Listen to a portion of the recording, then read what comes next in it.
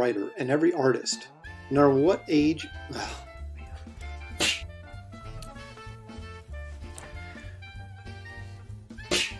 Original art with me as well.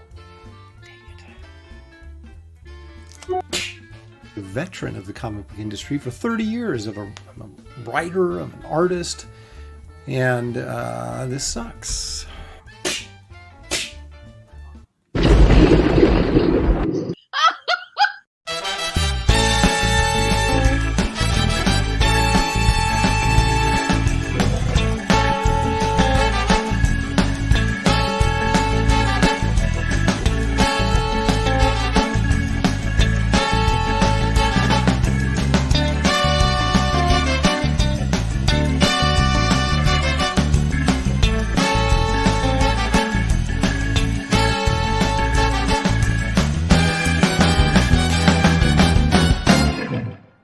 Tonight's episode, He Who Digs a Grave.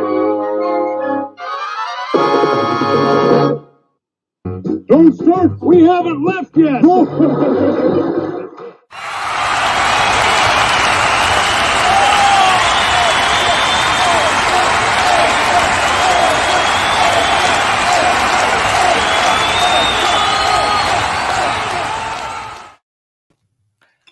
Tonight's episode, He Who Digs a Grave. I'm digging my own grave and just pull the dirt in over the top of me after this one. Well, the more we open our mouth, the more That's you right. dig your own grave. That's Mister. the way it is. Hi, Hey, all. welcome. It's Aaron Live. I'm Aaron. This is Shelley Showtime over here. And it's, just a couple days after Thanksgiving. It's Still in the a turkey 27th. coma. I know. Did you eat too much? Ate too much pie. Is there Actually- really ever too much pie? Really? I ate a bunch of stuffing too. And you know, that's actually one of our little features is our Oh. turkey, but we'll get to that later. Oh my gosh. Okay. I totally forgot about that. Yeah. Well, And ready. you I'm guys, ready. it epic. stuff. Epic. Epic fail. But It was good. yeah, it was. It Well, was. not But good, but it was good. what was that? Didn't look good. No, well, okay. It looked let- strange. Let's just put it that way. yeah, well, It looked yeah, we'll strange. get to that. So Leg Kick is here. He was the first one in the door, and Leg Kick Yay. was here because he's almost always here. And we Wait a appreciate minute, what's that. he saying here? Another great Shelley show. Ooh, I can't promise Uh, anything. Goodness. I am old. Yeah, but I can promise one thing. What's that? Disrespect the host. Get cannonballed. That's Yep. pretty much It how happens. it goes. Don't you owe some people? Oh, I do. Oh, did you write them down? Leg Kick was one of them. He From just- your comic convo. Yeah, there's Yeah. a few cute people came after me pretty hard yesterday. So Aw. I know it's very sad. Did you shed a tear? No. They're going to be The shedding big baby? tears. So. Oh, Evil okay. one, second, just because I don't Evil, want to be first. There's, Evil. oh boy, look at this. Oh, shocker. Wow. Someone give Aaron his Geritol and let's get this show on the I road. think we ran out. Here's Maybe a that's little, my problem. here's a little Geritol bomb for you. Clear that right up, wouldn't it? Yep. Yep. I don't know what was Geritol for. I don't even remember. It's for old people. Yeah, I know, but what does it do? I don't even know. I don't know. Maybe we don't want to know. Death Slayer's here. Hello, gang. Any chance you can check to see if my main account, Nornrad 2 Turbo, is blocked on here? Thanks. I'm not going I to do it right can't, now. but I finally. Blocked on YouTube or blocked on, we don't have anybody blocked that we are aware of. Well, I did find out that Louis Brightraven had been But blocked. how? I don't know. A mod must have done it, or maybe accidentally done it. Maybe. But I anyway, wouldn't even know how. Honestly. it took me some digging, but I did find it. But I now have Did you to dig your remember. own grave? I did and pulled the dirt in after over the top Yep. of me. So I'll check on Ooh, it. It That's delivers. There's multivitamins. Oh, is that what it is? Geritol we're checking right now is Just, we might need to get some because we're old. okay. Aldion said, try posting something and I'll see if I can. Oh, he's talking to somebody else. Yep. Randy Howell is here. Only 1,100 back. Not 1,100. 111 Energy backers support. to 2,000. Defeat the shadow ban. I would appreciate that very much. We might need to get some. Why? What does it do? It says energy support right when you need it. If we leave now. We can get it right now. before Yeah, the I have show. zero. Like, oh my goodness. Geritol. Multivitamin. Geritol's been around like since before I was born. I'm certain of it because I remember seeing ads when I was a kid. Nutrition and wellness. Mike McMahon says, bring on the little Presties. Here we are. Mr. Monkey Boy We'll be here. 1969 is here. A Wandering Comicsgate King, Marduk Knight. Hey, I'll leave this on and catch the beginning because I am all punched out today, man. All right. I haven't even started and I'm all punched out. Let's see. Dan Genovese, the pizza man, is here. I thought it was late, but I realized that the notification was 30 minutes or reminder. That's a good feeling. Like you think you're late and then you realize I'm early. Yeah. I like that. That's always a good feeling. Sequential Treasures is here. Yes. I'm trying to, what is he saying here? Aaron Lopresti draws, it says, but can he outdraw the Wraith of God? That's the question. I'm not a quick draw artist. Actually, I am, but not one that would ever shoot anybody. No. Speaking of Christmas presents, yeah. I want a pirate gun. Oh, it's good to want things, hon. Don't make me 5'10". Don't make me buy it myself. A pirate gun? The sheet's right here. Yes. Let me. Okay, you have your light on it. Well, which is the pirate gun? We have to get to the pirate gun section. That's the Western gun. Lord. See, look at all these medieval.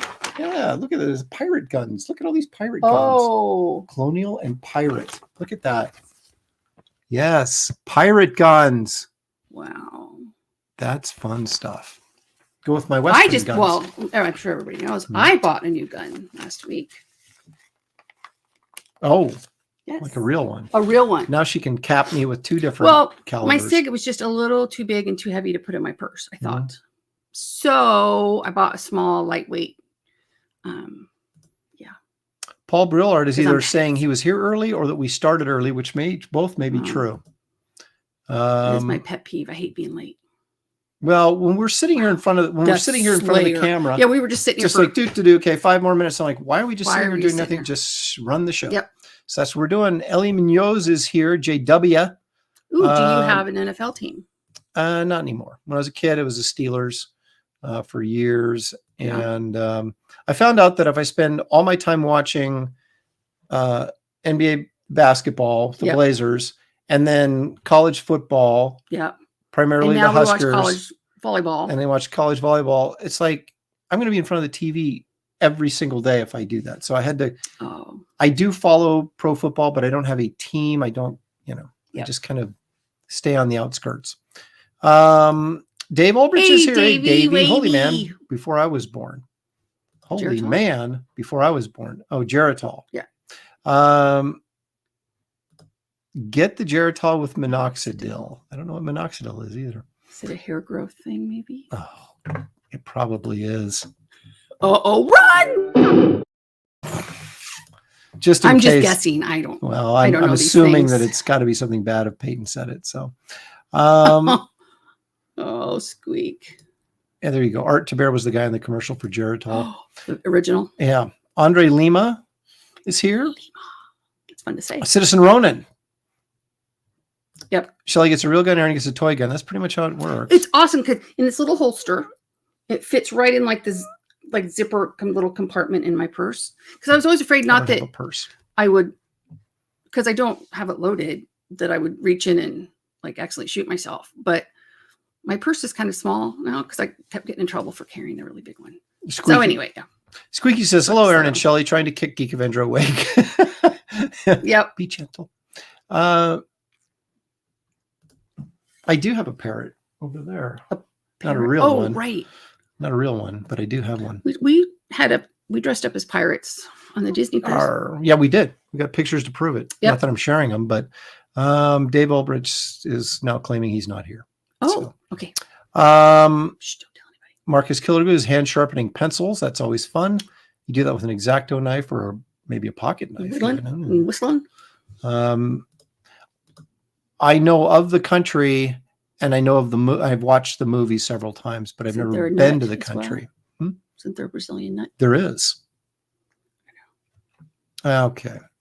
You look like you're doing well, Shelley. Good to see you as well. Aaron, you. Angry Viking veteran. Thank you. Appreciate that very much. That's very kind. Yeah, it looks going to be deceiving night. No, I'm doing all right. Just winters. Yucky. But let's take a moment. Okay. Before we completely ruin your day and remind you to subscribe and like to this channel.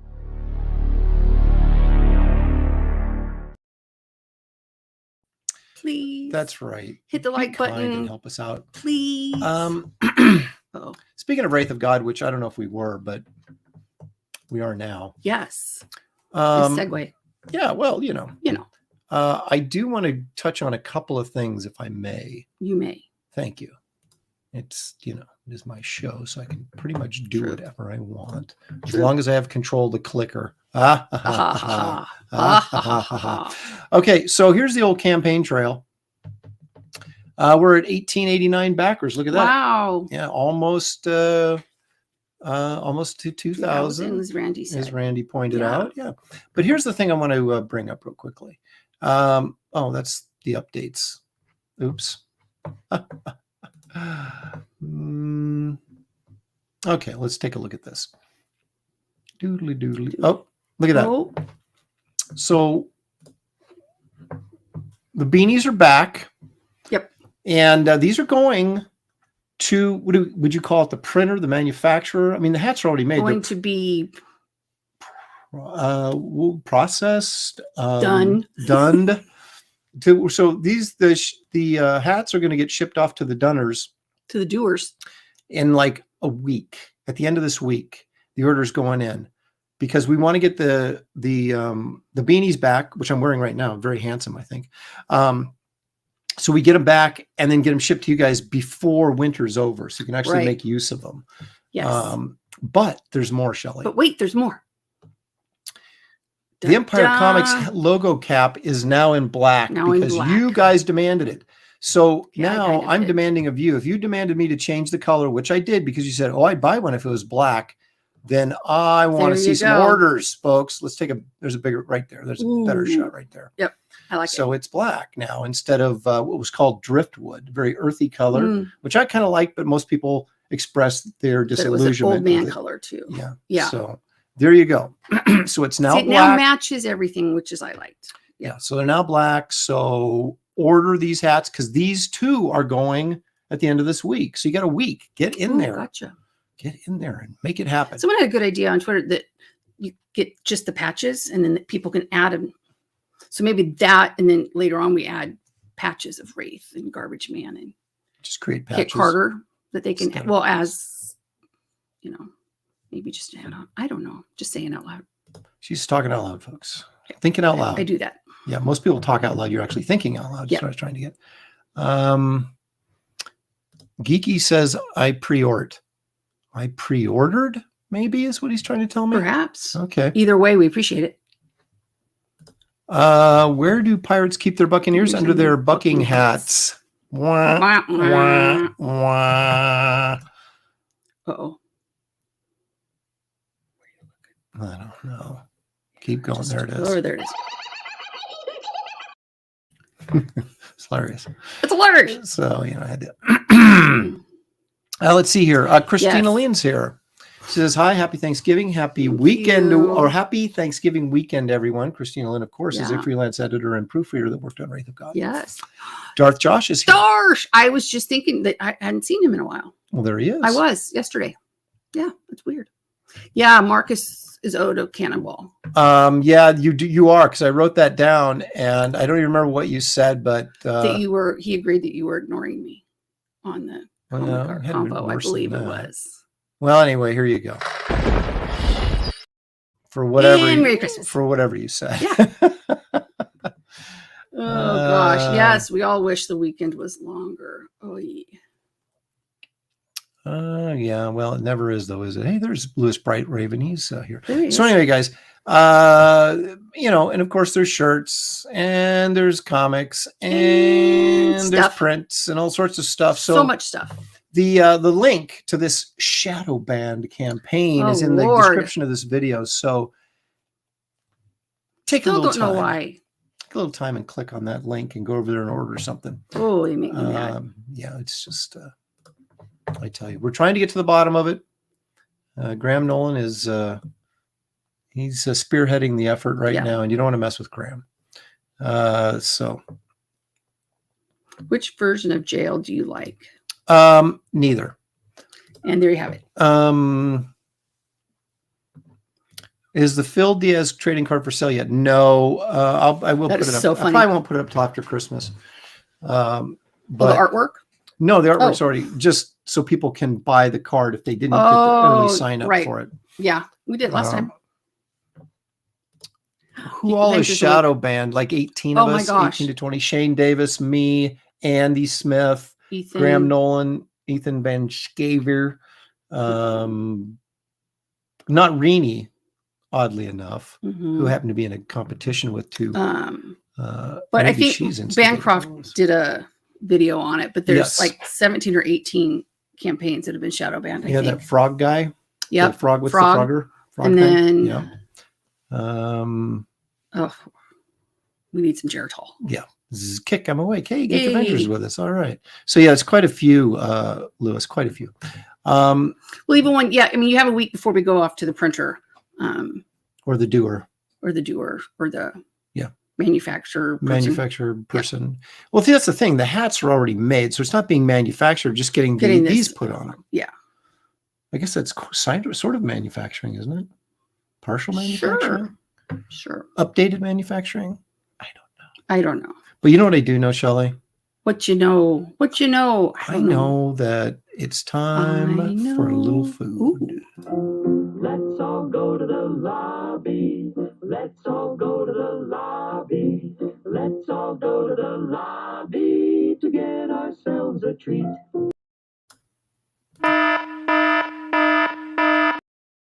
Never know what you're going to find in the lobby. That's right, especially when you're with Shelley. Crack. Just completely disregards the children watching the show. It's just terrible. It's a family show. And she's a teacher. It's just embarrassing. Well, okay, I've got homemade cherry pie. Ooh, homemade. Yeah, I'm just gonna have a bite of this. The crust actually did not look good. It didn't really brown, but it tastes really, really good. Oh, good. Oh, Andy's shadow band as well, right? Yeah, I should have. Oh, did you? Okay. Do you have any snackage? Looks like you brought in the trail mix. It's called Mountain Mix. Mountain Mix. Which is a little bit hardier than Trail Mix. So I can just dream of climbing Everest or something. Right. I was watching on Netflix about the earthquake on Everest. A little thing. Crazy.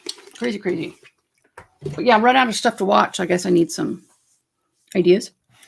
I was watching something and I thought the other day, what was it? This is something Shelley would watch. Oh, did you see that? What's his face from him from Yellowstone? Kevin Costner is doing like it's like a documentary kind of thing where he's walking through Yellowstone and Wyoming and different things. I saw something about that. That's a Shelley type. Yeah. Thing. Hey, Stats here. Stat Zero eating Townhouse crackers. Okay, well, Marcus, that's good enough. Stats here. Stat Zero is here. I see that. Thanks for joining us, Stat. Who's Evil One cheesecake. Evil One is grabbing my fancy chocolate bar. That's always a good.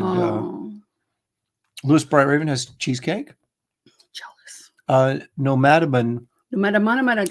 Embroiderist.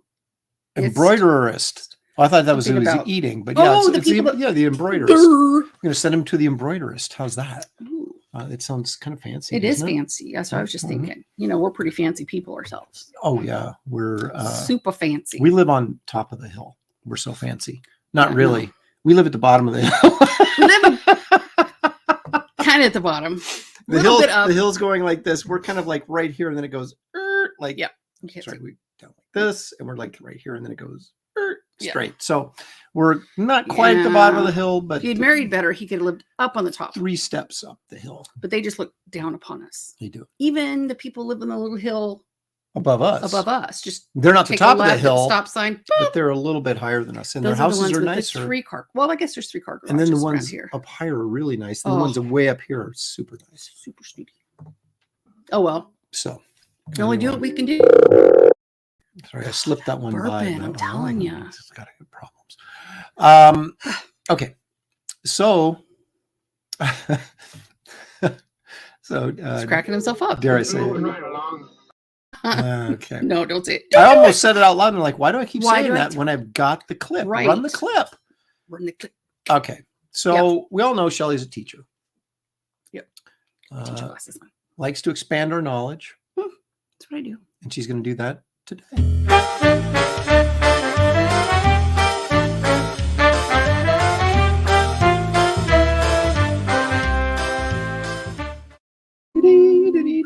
Oh, that gray hair. Oh, wait a minute. Let me Okay. give you a little visual aid here before we. Okay, good. Now make me smaller. So pretty. Not me. Picture. Da-da-na. Banana. There she is. Ooh, here she is. So today's knowledge drop-in is about Cloris Leachman. I hear Okay. she's a big fan of Ovaltine. Perhaps. Okay. So she was born in 1926 Hmm. in Des Moines, Iowa. Midwestern gal. Iowa. Who did Huskers just beat? Iowa. Oh. In your face. But the Husker volleyball team, they just Okay. ran out of steam. No. They had two injuries, major True. injuries. It screwed up their rotation, and he had people Yes. playing together that weren't used to playing together. I listened to the press conference today. Oh, yeah. So he's Well, the setter hopefully- was out, and then their backup setter is no bueno. And then they one of their chief liberos was hurt. She's Yep. injured out for the season. So it screwed up Career the ending. rotation. And so he's hoping that a week before the NCAA tournament begins that he can get things back in order. So we shall see. Okay. We shall That was see. a little rabbit hole. Sorry. Mhm. So she went to college at Northwestern in Chicago and was classmates with Paul Lynde. And then we should Billy have Billy in there Tucci's- going. Yeah, Billy Tucci's favorite Yep. person to impersonate. I did not know this, but she competed in the 1946 Miss America pageant Wow. as Miss Chicago, shocker, and won a scholarship to study acting under Elia Kazan Yes, the great Elia Kazan. at the Actors Studio in New York. Mhm. She mostly did TV in the 60s, but in 1971, she was cast in The Last Picture Show and won an Academy, in her first one. So it wasn't her very first Wow. movie. Oh, but she won an Academy Award for Best Supporting Actress. I'm going to have to watch it. She appeared in 3 Mel Brooks films, of course, Young Frankenstein, High Anxiety, and History of the World Part 1. Hmm. She ended her career with 8 Primetime Emmy Awards, 22 nominations, an Academy Award, a British Academy Film Award, a Golden Globe, and a Daytime Emmy. She's just collecting all this stuff. So there you have it. May I add a little bit of factoid to this Cloris Leachman? Sure, drop it. Drop it. She is tied with Julia Louise Dreyfus for most Primetime Emmy nominations at Oh. 22. How about that? How about that? How So about there's that? Cloris Leachman for our How special about that? guest on our show tonight, Cloris Leachman. I'm sure she was glad she was here. We'll see more of her, I think. But the other thing I'd like to see more of Mhm. is Bernie Wrightson. And thankfully, I can do that because I have the Yeah. clicker. Let me try that again.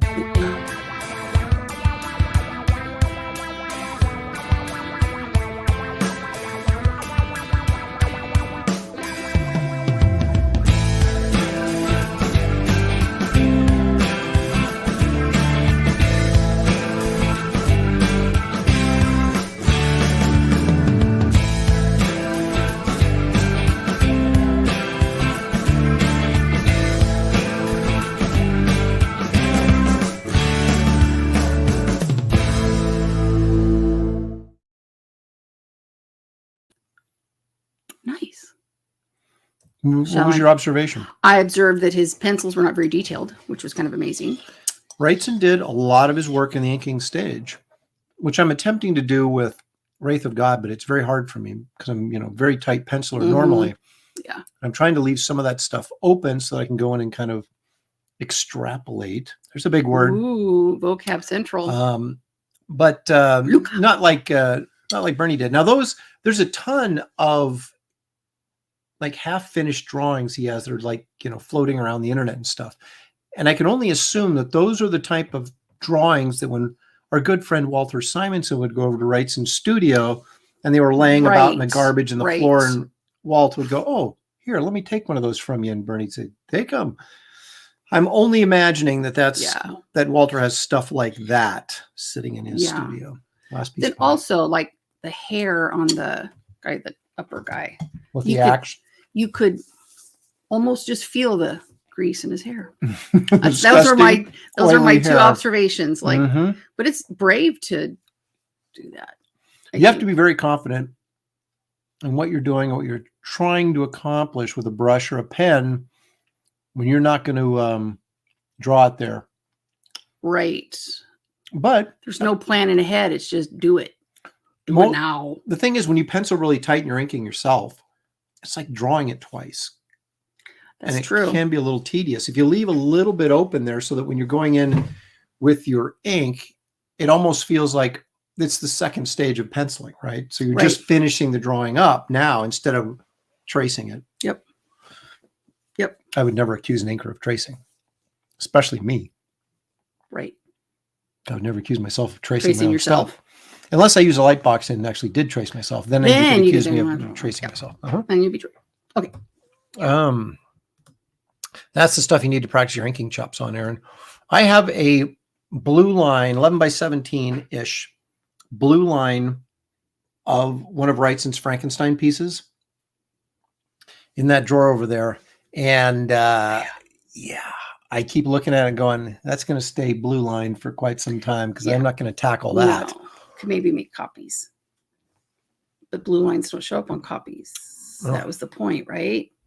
Right. I mean, it's a printed out blue line because it was scan it. Well, no, I'm talking about me inking it. Right. So I don't want to copy it and then scan and then ink those. No, I'm just saying I don't want to ink it, period. Period. Because it's already a copy. It's not an actual Wrightson blue line. It's someone that they printed out because they were doing like an art, not a contest, but a charity auction thing. Gotcha. And so there was 3 options. One of them was Wrightson and there was a couple other ones. And they sent me the Wrightson piece. I was like, I'm not inking that. No thanks. Nope. Yeah. Let's see here. So, Marcus says he's either inspired by Bernie or he's so good that it makes me want to quit. I was that way as a kid. He inspired me one day, then depressed me the next. Yeah. I would look at his stuff. And then I remember drawing when I would draw comics when I was like 11 or 12 years old. Right. And I had this one called the Swamp Ghoul, which was a Swamp Thing ripoff kind of thing. Right. Mm-hmm. And so I draw the thing and I would think, I drew the cover and the first page or whatever. And I was like, this is so cool. This is so awesome. Then I'd get Wrightson out and look at it and I would go, you suck. I was like, why are you so, I'm not Wrightson, me. And I was like, why can't I draw like Bernie Wrightson? And when I was 12, Not cutting yourself some slack. No, yourself some grace. I still can't draw like Bernie Wrightson, but I'm closer to it than I was when I was 12. This is nice. Let's see, which form of punishment now? Here you go. Why don't you take some more of this? There you go, That might leave a mark. There you go, Peyton. Geek Avenger showing the proper respect to the host of a show, sending me $5. Thank you so much, Geek. I appreciate that. Yes, Rumor has it Brooks is working on History of the World Part 2. He better hurry. I think he's in his 90s, isn't it? Yeah. Wow. Oh gosh, got some new ones. Rodney's in the house. 80s, made consumer. Yeah. Hello, 80s. darling. Okay, now here, this is a guy I particularly want to target right now. Oh, run. Well, you don't have to run, but take a look at this. See this, Mr. 80s? That. Whoa.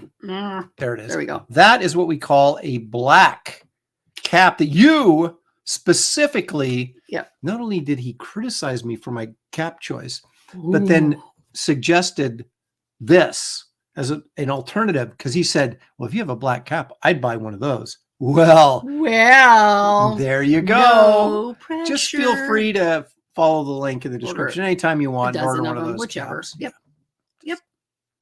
Just wanted to get that off my hand. You feel better? I do. Good. And maybe 80s feels better because I listen to him. Inkers are just glorified tracers. Look at Evil One dropping some bombs there. Oh, look, Rodney's back in the house. Hello, Rodney. Rodney. Well, I might have been pontificating about something. So probably. You think? Well, I know. Perhaps. Perhaps. There you go. Big fan. I'll be getting that. Thank you. It worked. Awesome. Comicsgate, of course, is a hat group. Now we've got a lot of interesting things to talk about, Shelley. Oh no, you didn't prep me on anything. So well, I never do. I know that's what. But see, the people of the show, they love your honest, sometimes shocked reaction to what I present to you. Okay. Like, for example, just off the top of my head, naming the planets in the solar system, right? I mean, those are the kind of moments. Problem at all. Yeah, we knew one of them. Okay, here we go. Oh no. It's time What for is one it? of our new features. This debuted last week. Oh, And yes. here it is again.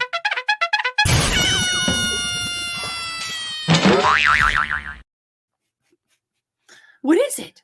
Well, let me show you. Glad you asked. Okay. Sorry. Okay. Okay. This is the tale of a turkey gone wrong. Okay. So wrong. So I buy this turkey, right? And I'm thinking, we're not going to, it's just me, you, my mom, and Josh and his Jessica. wife, Jessica, are going to come by. I figured, so we don't need a ton of food. So I got a relatively small turkey, right? It was You think what could go wrong? it was like only 8 pounds. You're I like, thought, this is perfect. It's like a large chicken. So, I don't think much of it, and I get it home, and of course it's wrapped up in the bag and everything, right? And so it's defrosting in the refrigerator. I pull it out the morning of Thanksgiving, figuring, okay, we're gonna cook this thing, and I cut open the bag, I pull out the turkey, or what's and some left of it. serial killer has removed the legs and the wings and the thighs. All the dark meat from this chicken is gone. It's just this turkey. This is turkey. This just carcass with this gaping hole in it. And I'm like, what just happened? And so, I'm upstairs, and all I can hear is him yelling and his mom cracking up. We're just like, 91-year-old Faithy. Yeah. And like, so no legs, no wing, no, yeah. I run to the garbage can. I pull the bag out, and I'm looking at it, and there's this nice, No gizzards, beautiful- none of that stuff. Yeah. nothing. I open it up. I look at the bag, and there's this beautiful picture of this browned turkey, full turkey, legs, the whole 9 yards, going, oh yeah, beautiful turkey, blah, blah, blah. Small letters down, all white meat turkey. Now, I never even heard of such a thing. going to the store. I hate grocery shopping, so he does it. And it used to be that was his field trip. Like, he would be stuck at home all day working, and then going to the grocery store was like, yeah, I'm out of here. Yeah. And but sometimes he's in a rush, doesn't always look at things very thoroughly. That's true. I'm not a good looker. I'm easily distracted. But come on, who would have thought? I didn't even know they did this to turkeys. I didn't either. So he had a quick fix. I said, you know what? As I thought about it, First of all, I thinker. Because my mom is going, well, there's not going to be enough fat off this white meat to make gravy. And I'm like, all right, fine. I said, and this in Joe Biden's America, an 8-pound turkey with no legs, no wings, and no thighs was $30 and no innards, $30. Right. So I'm thinking I'm going to have to go back and buy a turkey on Thanksgiving morning that actually has all the right components. And that's going to cost me another $40. Do up the gizzards and stuff and cut them up, put them in the stuffing, or use the fat for the gravy. So I go to the store. You went to the store again. I'm looking. This is Thanksgiving morning, which was packed, by the way. I'm sure it was. I wasn't the only one. Apparently, everybody else going, what in the heck happened to my turkey? Yep. So I grab a turkey and I'm looking at it. It's like $40, and I felt it to make sure it had wings through the bag. I was like, sure it didn't look creepy at all. And I said to myself, you're not going to drop another $40 on a turkey. No. And so I looked around, and sure enough, there were 2 turkey drumsticks wrapped, being sold separately for like $3. You're like, what a bargain. Hello, pick that up. Oh, there's some wings over there. And I picked those up. Another $2. I'm like, this is a piece of cake. Yep. I said, if only I can find some gizzards and what do you call that? Giblets. If I could only find a bag of giblets, I said, this is perfect. Well, I go check with the meat guy at the meat counter. You guys have a good laugh about it? He mocked me. Yeah. And we went out, and they did have a bag of turkey gizzards, but it was just all gizzards. Mm. And I was like, I kind of want all the other stuff, the liver and the heart, and because we all know that hearts and kidneys are tinker toys. That's a Young Frankenstein quote. So, but he says, you know what? We have chicken gizzards. He goes, not quite as big, but it's just basically the same thing. I said, that'll work, because we're just going to chop them up and put them in the stuffing anyway. So I came home, and Frankenstein turkey. We Franken-turkeyed. We Frankenstein the turkey. Now, what I did find out though is that, of course, Googled, Yes. how do I cook these separately? How am I going to do this? And they basically said, if you have your drumsticks and your wings and thighs separated from the main carcass of the turkey, they will actually cook quicker. So you can put your white meat in, which was basically the turkey carcass. 30 minutes later, put in the dark meat around it, and they'll be done about the same time. And so It was really good. what happened was, normally when you cook an entire turkey, when the dark meat, you have to leave it in longer because the dark meat needs to cook. Gets all dried out. Right. This But was not dried out. It in was this really case, good. it was really moist. It was the moist. It was Franken-turkey. Yeah, but it was moist. But, and see, You we make had that this work. tradition that our daughter would, even when she was a toddler, would eat the turkey leg. Mhm. She wasn't here, which is sad. But yeah, Franken-turkey. So that's what it looked like when it Pretty came out of the oven. But it was probably so expensive too, because just like if you buy chicken breast with the bone in or bone out, it costs more for the bone out because of the Because The- someone the they have to work- pay someone right, to take the right. And so you probably didn't. Yeah. Well, Well, look at Notice. a savage turkey was $30 and a regular turkey unsavaged was $40. So yeah, whatever. whatever. So there it was. But That's- was what the heck? Never seen that before. Yep. So Yeah, there it is. you had one job, Aaron. What a job. That's not true, because Nana made the stuffing, Mhm. but Nana made apple pie. I made cherry and blackberry Mhm. pie. And then I made the green bean casserole salad Mhm. stuff, That's whatever it usually is. I make, but And I then was in bed all day. Ooh. what else? And then I guess Nana made the gravy. And I usually do homemade rolls, So, but you bought those. I bought the rolls. So I was pretty much not needed. Now look at that. It's perfect for a turducken. Turducken. Roasted duck inside the the turkey. Isn't there That's like another thing crazy. you can put in it too? Like, Well, you got me all excited there, and then you're not going to pay it well, off. there's like a 3-1. Oh, like you put like a Cornish game hen inside the duck, inside the turkey. Yeah. So it's like one of those Chinese puzzles where you keep opening it. The Russian dolls. Yeah, Russian Yeah. dolls, whatever. Okay. Let me get the tur. No key, No key. please. Oh my gosh. But it's so funny that it goes, we're just going to, I wanted to do like skewers and put it back together, but Yeah. Well, I almost did that, but then I found out that cooking them apart right. from each Even other, when it that was would done, work out oh better. my Yeah. gosh. But yeah. Yeah, But- green bean casserole is so good. Somebody on Twitter I saw, instead of using the onions, it is really it's the Thanksgiving gone wrong. Using Yeah, I know. And then they suckered me in. I went and bought it anyway, separately. right. So But what is Funyuns? yeah, They use those instead of the French ones. they put Funyuns in the green bean I salad. think so. Yeah. That sounds gross. They're just the same. Are they though? They're lighter and crispier, so they would I be think we even should try it and soggier. taste test it I think they'd at be Christmas. soggier, maybe. I don't know. I'm going to make an apple raisin mince pie though for Christmas time. Ooh, hope you're hungry. I am. That's 'Cause how I nobody get. else is going to eat it. I know. I get to eat the whole pie And myself. then our son and daughter-in-law brought a pumpkin pie and part of a big apple pie from Costco And see, guys, I mac didn't- and cheese. and mac and cheese. So we had multiple side dishes for like Holy 5 cow. people. Holy smokes! Yeah. Yeah. Used uh, Doritos. Ooh. Now that's wow. Yeah. Heart attack. I don't know. Don't know. Um, Anyway, that's what the heck. I had Oh some. my gosh. Oh, the story leading up to this, right? So get a load of this. There's more. What the heck? I go in like it was a week probably before Thanksgiving, and I wanted to pick up a turkey at the same store. So I go up there and I pick up a turkey. I bring it up to the cash register with all my other groceries. Bring it up to the cash register. The guy gets in there and he's looking at the tag. No price. Oh, and then he looks at the turkey and he goes, "Oh, there's no tag on this." And I'm like, what do you want me to do about it, right? Right.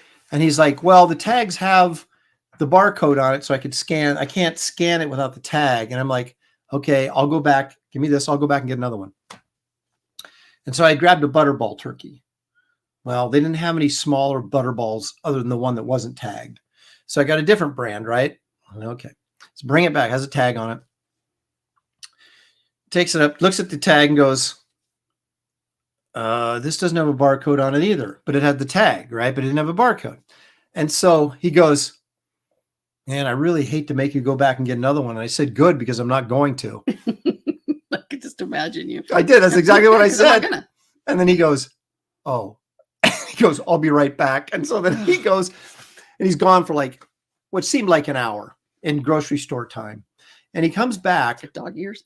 and he's got this green, it's wrapped in green, and he rings it up. And I go, let me see that. And he hands it to, and it's like shaped like a loaf, right? And it's one of those pressed white meat loaves, turkey Almost loaves. what you got. Yeah. Right, yeah, except I still had the skeletal frame around it. I go, dude, this is a turkey loaf, not Oh, a my turkey. gosh. And he goes, well, I can't find any turkeys back there that have, scanner codes on it, so I can't sell you a turkey. And I went, wow. That's probably why you were like, I don't. You went back and just So said, no. Oh. That I just left. I mean, I turned over the the thing where the Ooh, I cash love it when you register do that. was. Yeah. No, I took the rest of my groceries, had him take that turkey loaf off of my out of my groceries, and so that I left without a turkey. It's really So then I sad. went back and got what Part I of the ended up turkey. with, which was clearly still not the right choice. I blame Joe Biden. Why not? See, look at Albion. Oh, He's like, those turkey loaves aren't good. no. So that's good. But you know what? I am all for. Whole wheat turkey loaf. I'm all for separating them now. That was, Yeah, I think they- if you're the going to do white meat was so much better. I'm going to do that in the future. But I may separate it myself next time rather than Yes. go and buy it in pieces. Yeah.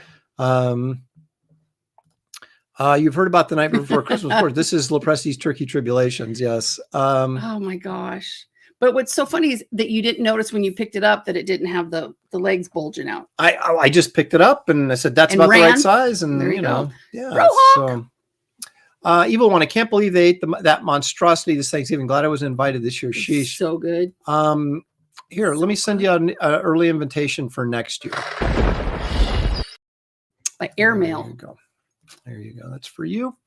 Brohawk Williams is in the house. Mhm. Hey, Ron, I see that video all the time about the substitute teacher. Mhm. Jay Quellen. Lucky. Ron. And he's just like throwing stuff. He's getting so pissed. That's so funny. Anyway.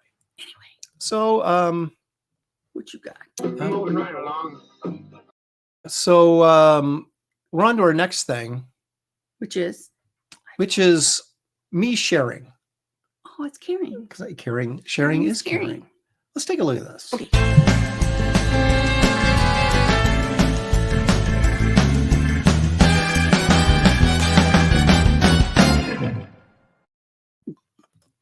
Oh, hi. Shelley eating I again. already ate my pie. So, all right, we're going to switch over to my rather expensive, not really, but very clear shot Razor Kaio. So look at this, Shelley. This is going to be a big reveal day. Check this out. Awesome. Oh my Now, gosh, you I love remember that. this, right? Uh-huh. The story I did for the Swedish publisher like a year and a half ago, that as far as I know has still never been published, but I'm going to share some of it tonight. This story was called New Exodus.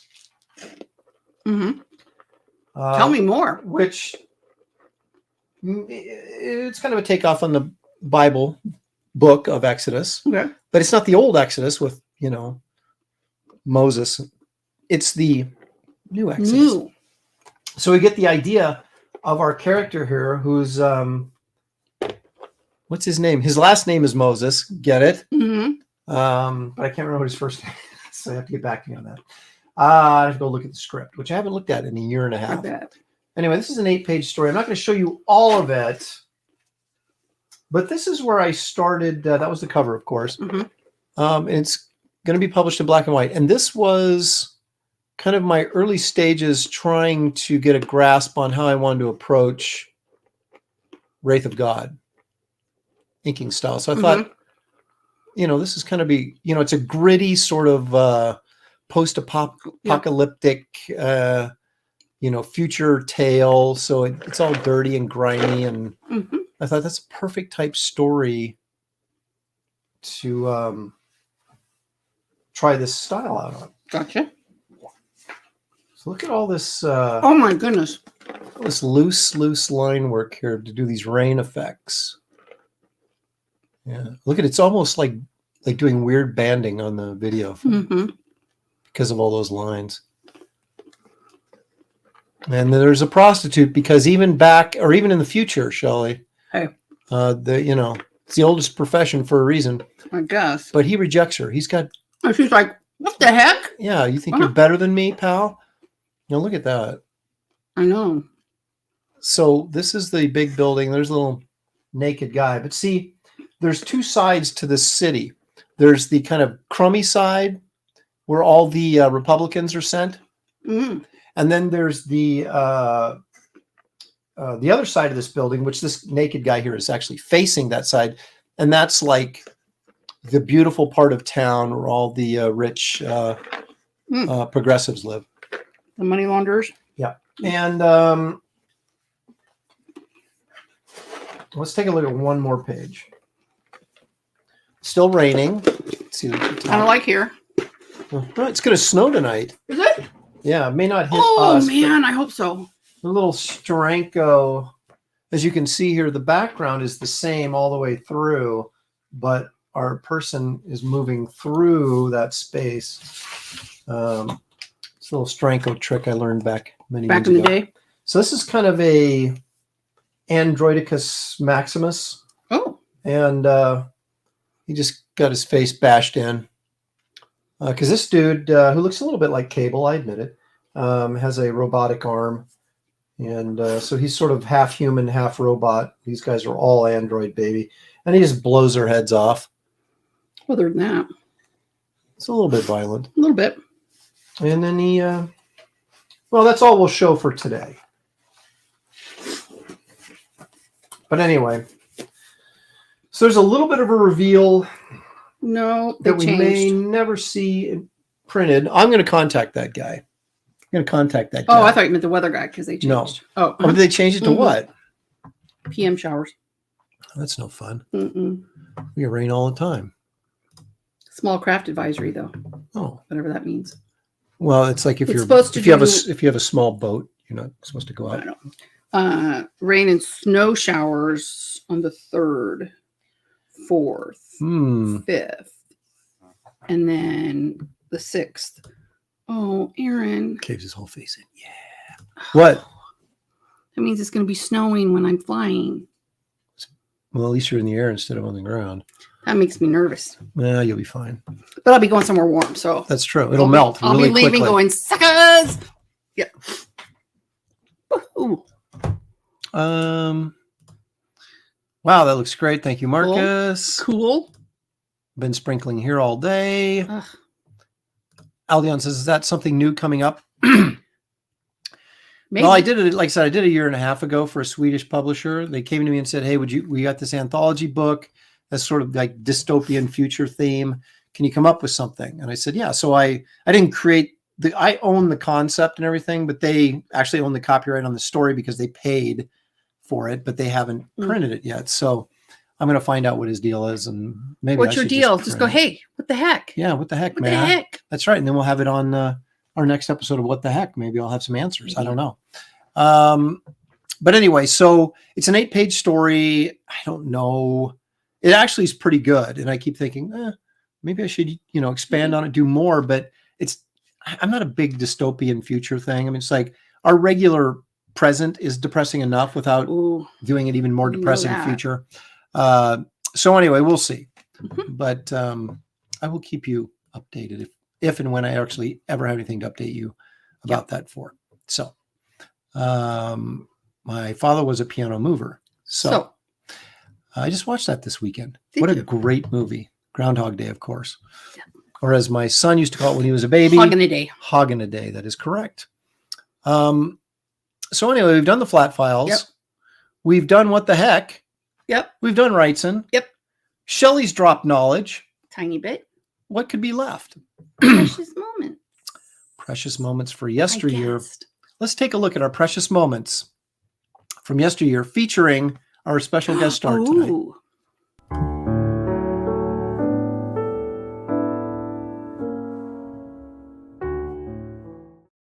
It was your cigar smoldering in the ashtray. Yes! And it was you who left my grandfather's book out for me to find. Yes! So that I would. Yes! Then you and Victor were. Yes! Yes! Say it! He was my boyfriend! My boyfriend. Yep. Yep, there you have it. So, That's precious. that's right. That's Cloris Leachman. Yeah. At her finest, I would say. Very funny lady. Yep. Um, Richie Dupe. Richie Dupe. I'm surprised people are not self-deleting with the falling dollar value.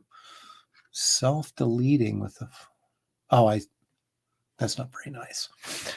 Doesn't annoy. No. Um, So, hmm. how'd you feel about me having my friend come over the other day and walk into your studio? My friend. Shelley has a friend. My friend She has is a friend. She's like, my friend too. Her and her husband. They're friends of the massive, family. like professional organizer type person.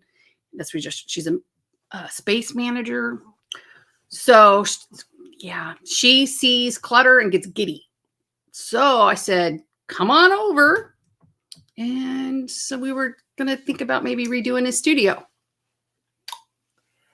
Actually, I don't mind. I'm always open to, rearranging stuff and getting organized. I'm not very good at it myself. Yep. So it was really funny. Her face was like, oh, like she's hit the mother load. Yeah, it's you guys have no idea how horribly wrecked this room is. Although I did share it on the professionals one night, but I might have straightened up your a studio? bit. Yeah, I might have straightened It's it up kind a of bit. messy. So, moving things around. Yeah. We need to get rid of some flat files. Sorry. I said that out loud. To see that one out by Mom's room. It's full of art. That's why I have these flat files, is to store the artwork in. And He could just do a whole show of what's in flat files. So I could. I tried to do that with my portfolio show, and it's considered one of the greatest disasters in YouTube history. So that was a long one. yeah, I enjoyed it though. I'm sure you did. I think you might have been the only one, but that's okay. That's okay. Now, Aaron was more like, at least as long as I know where things are. Oh, and then, I found, if you'd only married better. This company that does this comic book storage, Comic Condo, I think was one thing of it, where, oh my gosh, like it would have been so cool, but I think I counted 32 boxes. Of comics. Yeah. Yeah. So that would cost me a lot, like probably $7,000. I was very jealous. I did a show in Arizona, Phoenix, Arizona, years ago, sat next to Ethan Van Sciver when we were both still gainfully employed in the comic book industry. And a couple of basketball stars came walking by, and Brooke and Robin Lopez, 7-foot twins, comic book fans, huge comic book fans. And they came by and started talking to him. And Brooke wanted me, he was asking about doing little original art labels for he was going to make a comic, like you're talking about, a comic book drawer kind of whole system that was all going to be like wood and everything. And, this would be like the A's, you pull out the drawer and have all your comic collection, or maybe even by, I don't know how many he had, but maybe just by title. So he wanted me to do an A with a drawing of the atom on it, which I did for him, that he was going to use as his first label for drawers. And then I never saw him again. I see Robin Lopez, his brother, somewhat frequently, depending if I'm doing a convention in a town that he's playing in now. Yeah. But he'll come by. Did he get you guys tickets? That was his other brother from San Jose, who I traded artwork for Blazer tickets, and we all went and sat like right behind the bench, and then went back into the locker room area and chatted him up. So it was kind of fun. I'm gonna bring that up. It's called Yeah, comiccubes.com.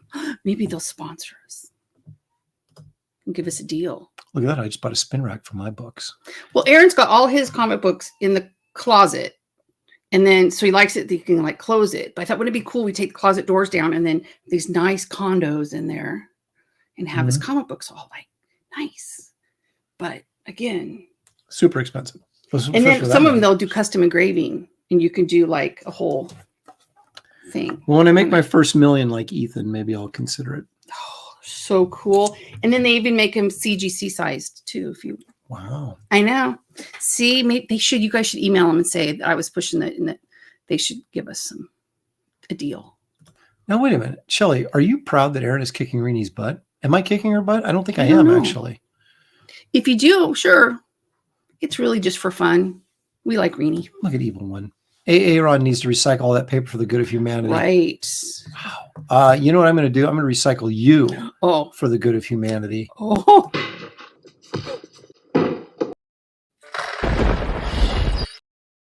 Ooh, twofer. Don't mess with a man's comics. Twofer. Just don't do it. Okay. Okay. Sequential treasure. And if you want to get rid of those flat files, please send those amazing Spider-Man pages my way. Thanks. No.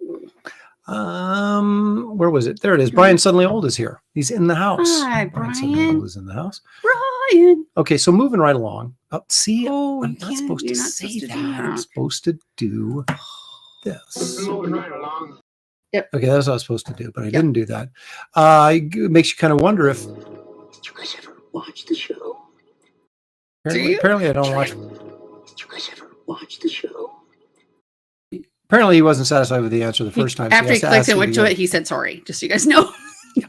Sorry. Sorry. Didn't mean to hit Maybe that to again. me. I don't know. Didn't mean to hit that again. Drink. Good. Yeah. Good. Maybe I've had a few. But you know what? What? Shelley's an intelligent woman, and she likes to now. let us all know how much she knows. Oh, no. So we're not going to waste any more time. We're going to get right to finding out exactly what Shelley knows.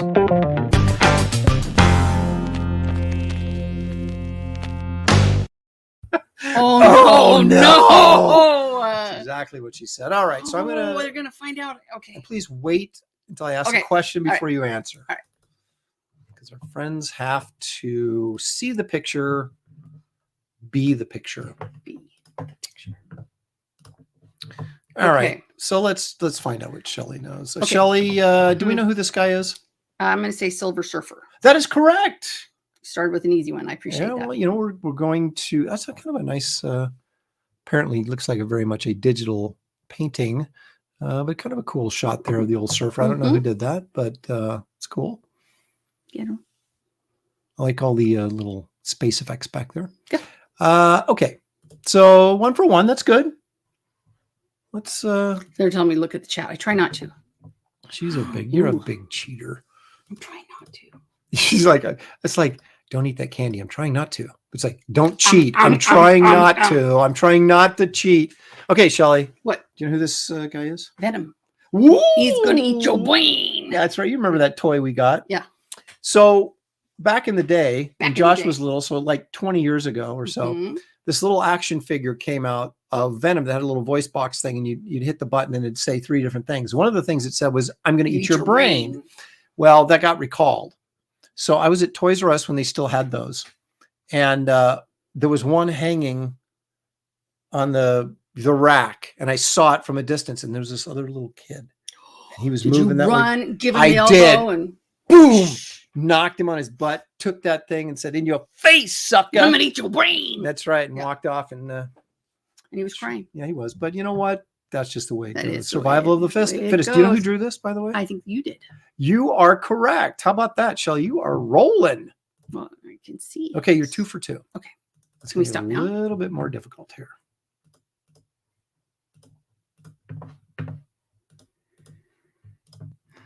All right. Obviously, I'm not giving you like Spider-Man and Batman because those are too easy. This is a karate guy, John Byrne action from the 70s. Actually got a TV show on Netflix, which was not well received. Was it the one I hated? I don't know if you ever even watched it. Oh, no, because that was a CW, I think. He's a blonde guy that crash lands in the Himalayas, and they teach him the ways of the martial arts and the special something fist that the Iron Fist. That is correct. No way. Yeah! No way. You gave it to me, though. Yeah. See, white interloper that he was. Geek Avenger was trying to help you. Oh, nice. Citizen Ronan was so close. The foot. So I'm going to give you a half point for that. Okay. That's pretty good. Okay, now here's a character that I got paid to draw for about 2 years. Oh. Do you know who this is? Ms. Marvel, then. Did you know before I told you the clue? Would you have known who this was? I was thinking that, and then when you told me you drew it, Okay, do you know who the artist on this is? You. Yeah, well, look at that. It's me. Look at that. That was a commission I did back in 12. 10 years ago. Stop it. Dun, dun, dun. The The creature. Sorry. Yeah, It's our thing. Private joke. All right. So you're 3.5 points. That's pretty good. That's pretty good. Okay, let's take a look at this.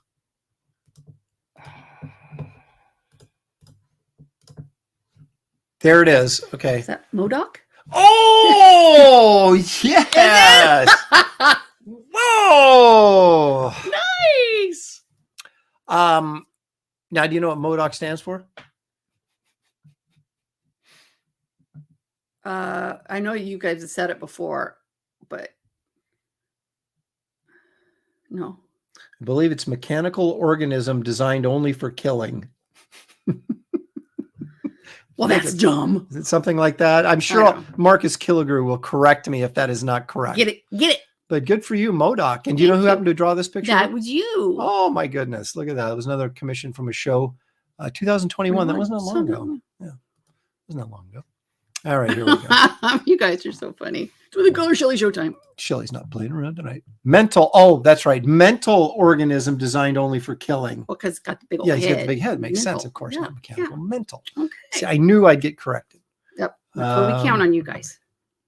That's a good question. Is MODOK actually killed anyone? Good question. Oh, he's had to kill some of his henchmen when he gets pissed off, doesn't he? I mean, most that's guys kind of do. the rule, Right. right? Yeah. Yeah, there's mental, not mechanical. I'm getting corrected by everybody. Love it. He's used to it, so don't worry. Shelley's not playing around tonight. No. She I have to tell you, with the headache I got going, it's pretty it's impressive. impressive. Most impressive. But you're not a Jedi. That's yet. what you guys imagine living in this house. It's crazy. Okay. Who's this guy? Daredevil. Ooh! Right? Yes. Can you guess who the villain is? He's got tied up there. It looks like Inspector Gadget, but I know that's no, not it. No. it's someone who stands on really tall things. What are those things called? They stand on Stilts? really. Stilt Man. Yes! Ding, ding, ding, ding, ding, ding. Silly. Woo! Well, back in 1964, that's yeah. Stilt Man. Okay. Well, I'm kind of surprised you got Daredevil, but well, it was a DD on his chest. well, there was a built-in clue, and I didn't draw that one. Here's a nice little drawing by one of our all-time favorites, John Buscema. Mm-hmm. This is one of everybody's favorite barbarian. Would you happen to know who this cat is? I'm guessing Conan. You are correct. That is Booyah. Conan the Barbarian. Do you know that I wrote and drew a Conan story Yes. for Dark Horse Yes. Comics? I was going to say that, but you didn't let me. Well, I wouldn't mind Just dropping that. some knowledge. I wouldn't mind having that original. That's pretty cool. Yeah. The Geek Avengers trying to help you out here. Oh, I appreciate it. Can I assume that you guessed that out of your own head? Yes. Okay. Ooh. I know this one. You're about to get them all right. Who is this pulp hero, Shelley? That's Doc Savage. And how would you know that's Doc Savage? Because I read the books. She did indeed. And we have 5 prints. Do you of the covers. happen to know who the artist is? Her? Bama. Woo! She's hot tonight. Man, I'd only think. Look at that. Oh, That's 1, 2, 3, guys, 4, that's 5, my best one. 6, 7.5. I got an A. Wow. 7.5 out of 8. That's good. I'm proud of 'Cause myself. that's Lee Marvin if I ever saw him. I am proud of myself. Thundar. Thundar, so the close. Barbarian. So That's the greatest cartoon ever. close. DD could have been Darkwing Ducks, but you got Daredevil. You know, out of it, you're so, right.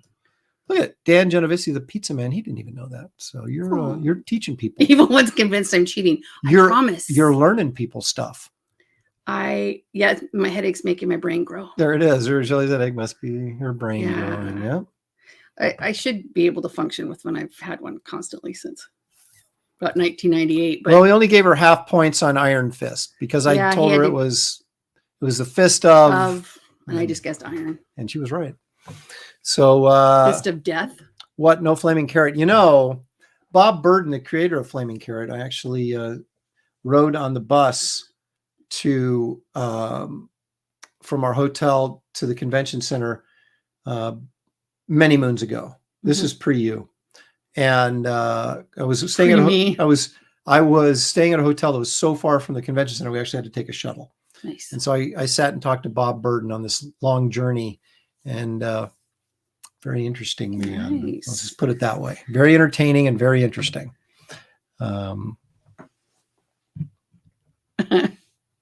She didn't become a geek. I am. Well, I'm such a geek anyway. Just on other stuff. UT, does that mean University of Texas, or is that like caveman talk? Ut. He's so proud of it. Ut. I don't know what that means. Oh. Shelley's book knowledge eclipses anything I could lie about knowing. There you go. No. You know, so I haven't been teaching for so long now that, like, I don't even know if I don't know. Trying to plan. I'm not quite sure where they're all at because I haven't been there since October 3rd. But yeah, I was trying to plan for them this week, and I'm just like, I don't know what you're doing. So I'm hoping I can even just put a coherent sentence together when I get back. Oh, I see. After the first of the year. That's Flaming Carrot's catchphrase is ut. Oh. I guess I should have known that, but I didn't. Ut. Can you imagine them like sitting around a table? What can he say? What can he say? What could be his catchphrase? Yeah, that's it. That's it. Apparently everybody knows this except us. Oh my gosh. Okay. Like spoon for the tick. Yeah, but at least that's a word. Okay. Yeah. Spoon. Ut is more of just a sound. Ut. How would you even say attractive. that? Do it again. Ut. That's what I don't know. When you say to toddlers, use your words. Yeah. Use your words, honey. Logical. Yeah, well, I think so. Yeah. So it's good. Well, as I'm looking over on the desktop, it looks like you're out of material.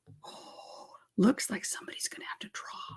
Yep. It's that time of the day. Folks. It's that portion of the show where the dancing girls come on? No, because I'm too cheap. I would never pay dancing girls. If they wanted to come and provide their services for free, that would be okay.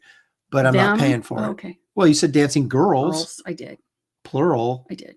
So because if you just have one, you said services. So everybody else went somewhere else. No, if you said one dancing girl, that'd be like a stripper, right? But if you say dancing girls, then it becomes a show.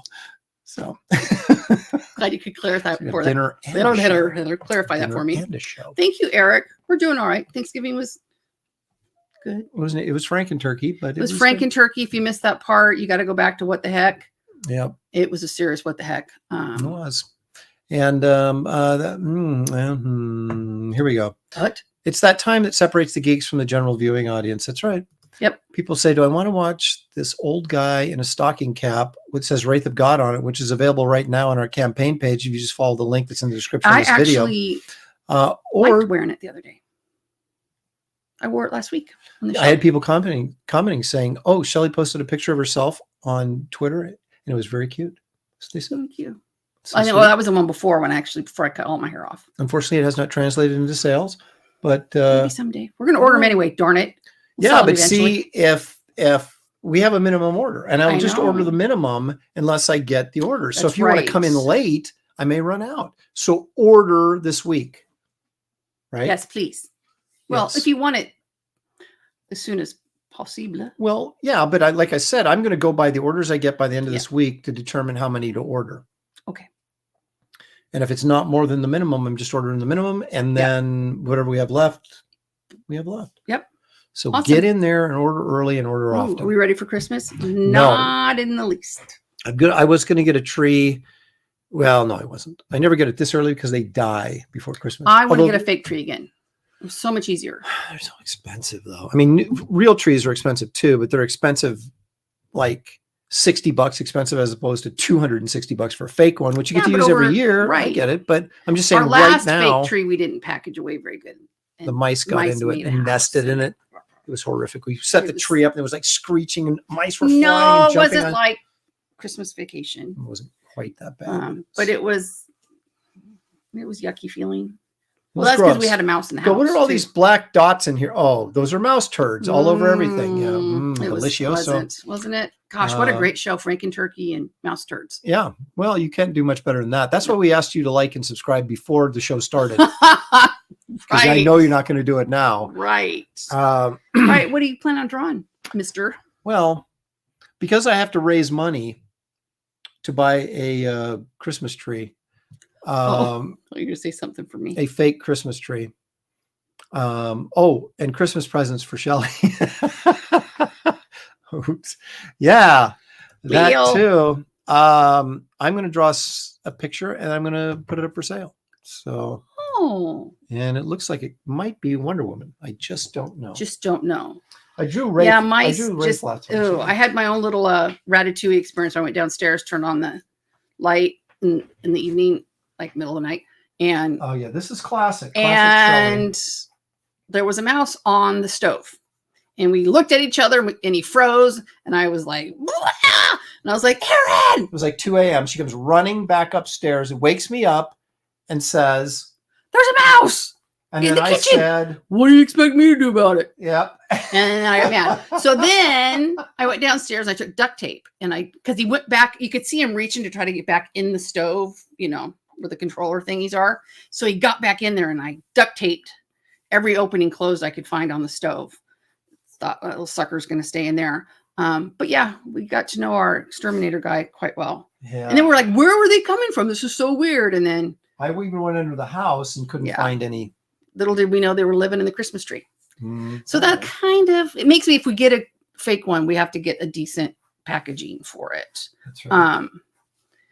But yeah, it was one of those where you just want to boil everything and burn the house down and run. But Well, and there was several other boxes that they'd gotten into out there it was in the garage. just It was disgusting. And yeah, it makes you think like, yeah, it was gross.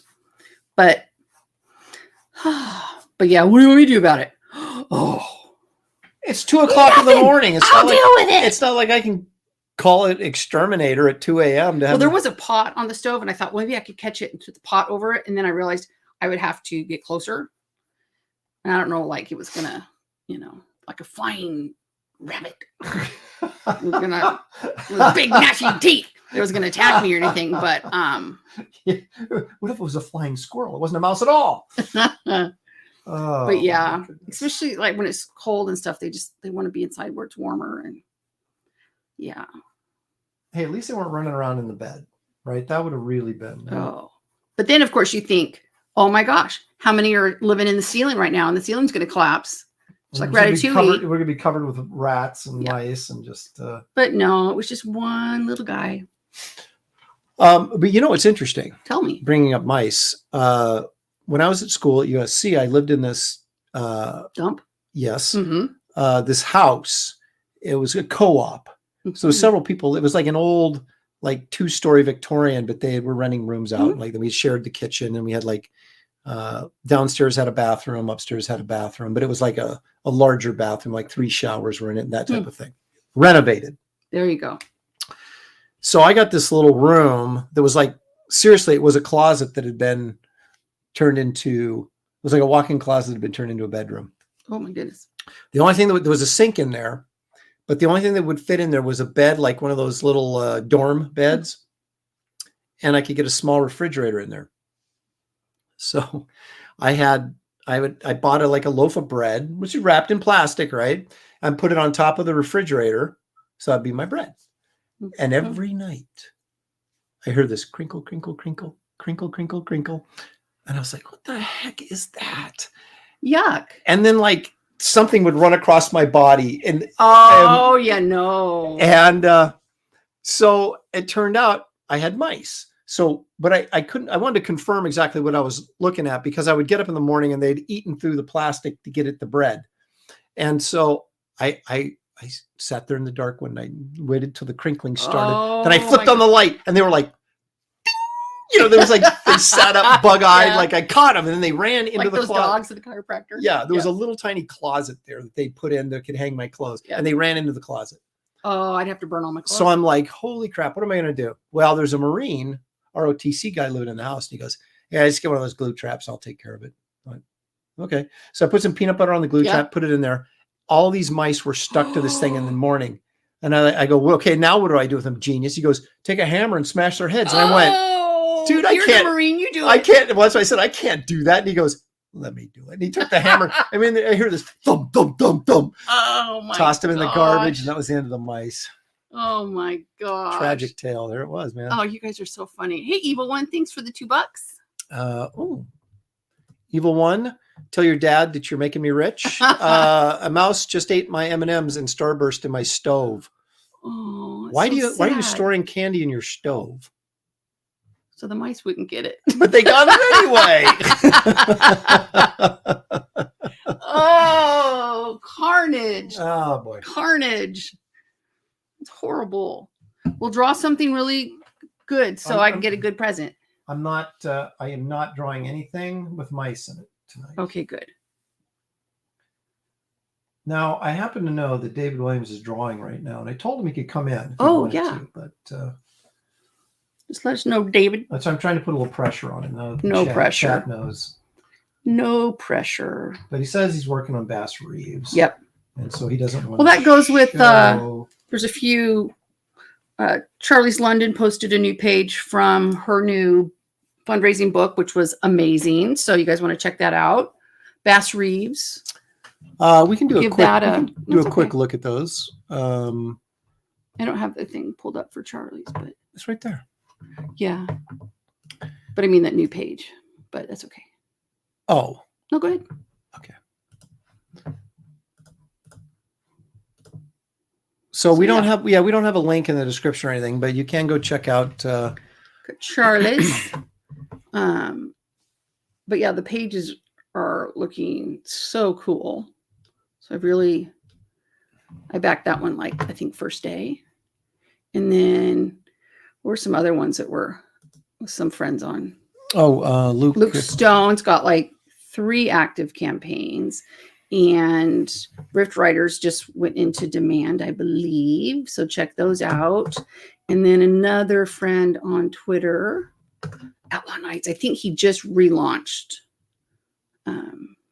this one. So guys might want to check that out. But again, cruising through Indiegogo for the campaigns that aren't shadow banned. And of course, let's not pull up. Let's not forget that one. Rafe. Then we've got Bass Reeves. I don't have a link for Bass Reeves either. We can put them in there. But anyway, so that's, just want to give a shout out to a few deserving. My dad is getting me a Kyle Holtz cover for Christmas. Wow. That's pretty nice, actually. Super. So now he's going to make Kyle Holtz rich. That's so funny. All right. Well, I you draw. I don't rate That means anymore. I'm out. All right. Well, Shelley, thank you for joining us as always. You're welcome, dear. Providing minutes of entertainment. Minutes. But, Very little entertainment, well, but better it's than always no good to see you entertainment. guys. Well, see your name anyway. And yeah. Got Husker zonked out in his little doggy bed. That's so sweet. Are you the sweetest baby? Yeah, you're the sweetest boy. So I'm just going to go in here and do a little blue line, as you can probably tell. Thanks, guys. Figure out. So sweet. Oh, Peyton, let the suckage begin. Oh, Maximum suckage, which is great in a vacuum cleaner. You know what also sucks.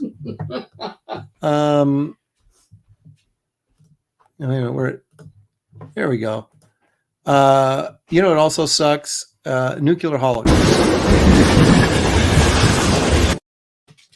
So, you know, just if you weren't aware of that. All right. So anyway.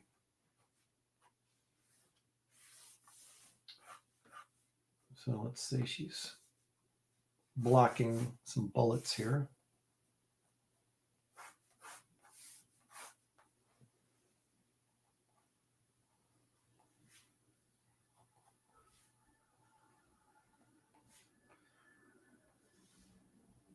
Yeah, I'll break those eyes over a little bit more. Here we go. That's really good.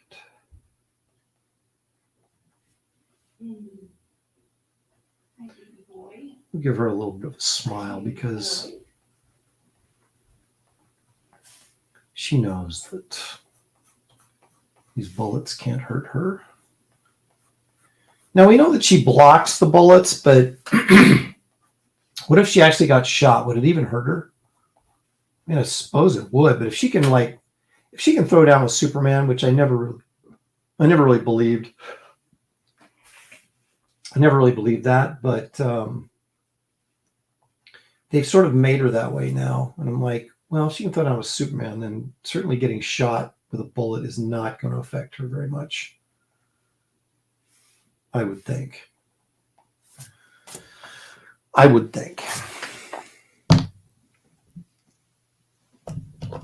Now here's Marcus Killigrew was sharpening his pencil with a knife. I am actually going to take this crappy pencil sharpener and sharpen mine. Sharpen mine.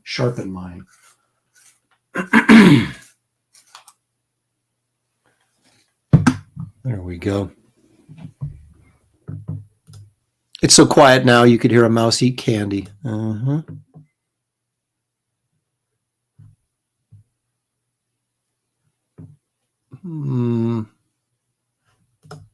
think you're right.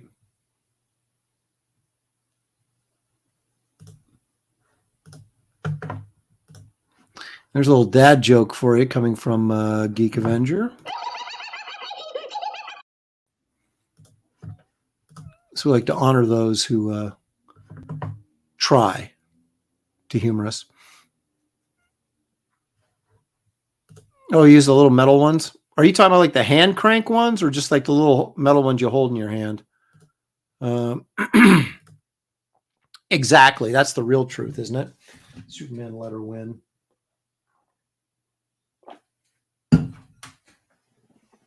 This pencil's getting short. I used to have pencil extenders, but I don't really use these pencils all that much anymore. I generally use mechanical pencils, so I don't really have a need for the pencil extenders. But in this moment in time, I could use a pencil extender.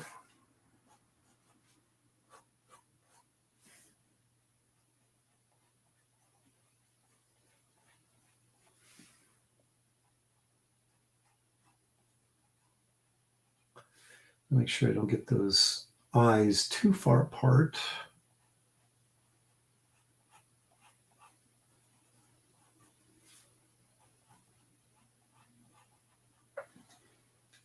I'm going to do something with this camera. I have it attached to the table instead of a tripod because its tripod gets in the way. But this also, every little shake or shimmy that I touching the table that I makes the camera bounce. So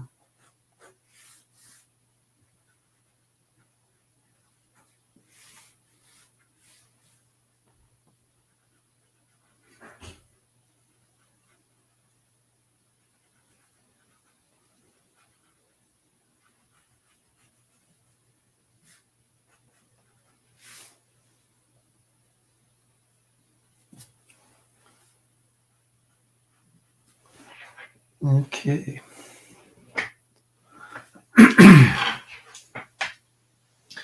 Yeah, I'm still not happy with those eyes. At least that one eye.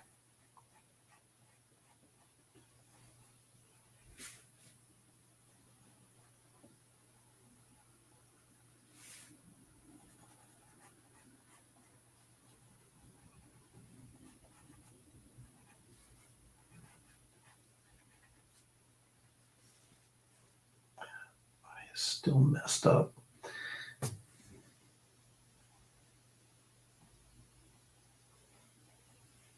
It's too much. See, we do make mistakes. Plenty of them.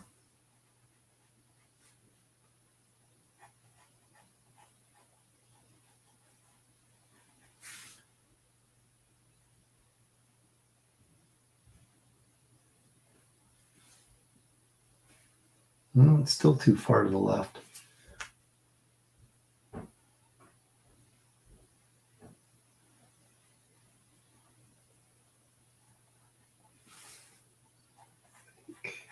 I think that's right.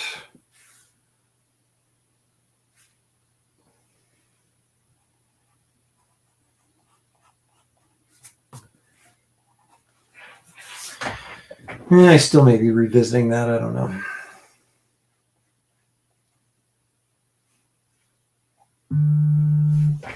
Let's see here.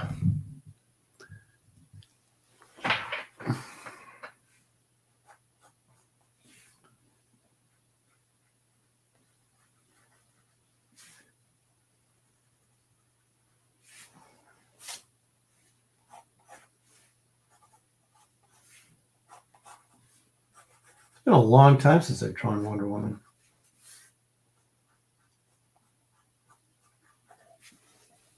This is the heterosexual Wonder Woman, by the way, just in case you're wondering.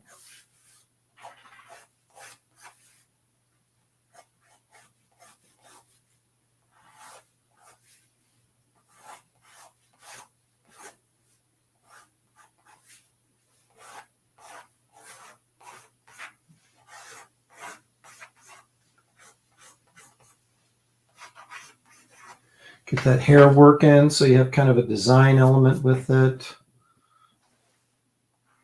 Thick mass of hair, which I prefer to do rather than,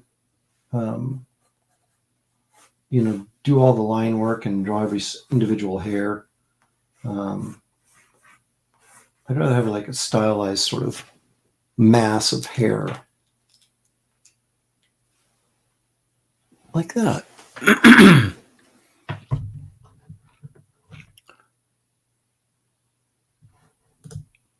I don't really use art pencils. I use Dixon Ticonderoga 2.5 wood pencils. Okay.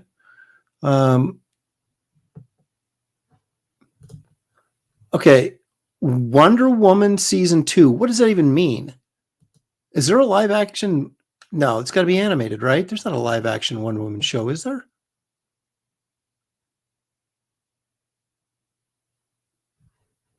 Yeah, that's right.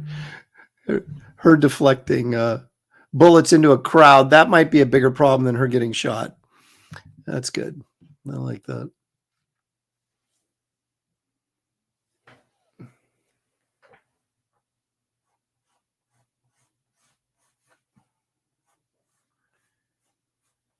Now, when I was drawing Wonder Woman, I had a lot of people that complimented me on the fact that I drew Wonder Woman very strong and athletic looking. And I always felt like, well, she's supposed to be a freaking Amazon warrior, so why wouldn't she be, That's the only thing. I love Gal Gadot. I mean, I really do. I think she's beautiful, and I love her in the part, but she's a little on the skinny side. I would have thought,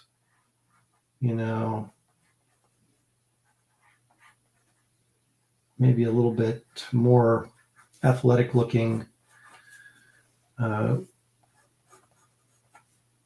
actress would have been better. But then again, it's like finding those people that can act well enough to do it is, that's always a challenge too.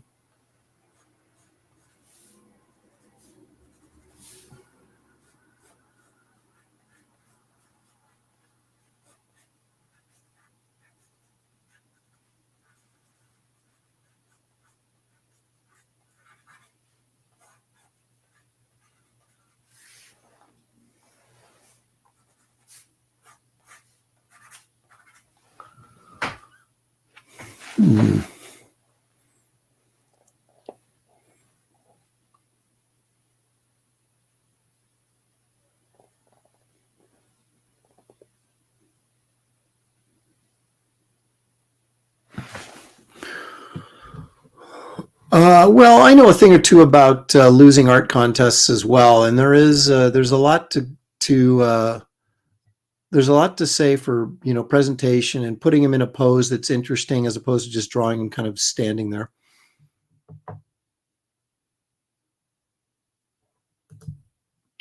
"10 years ago."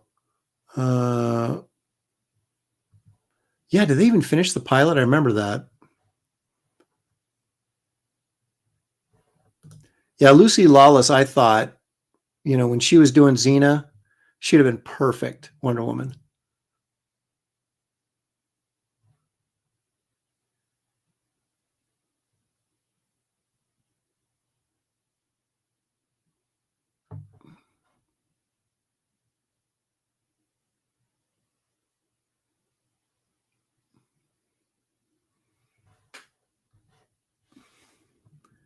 Check my email.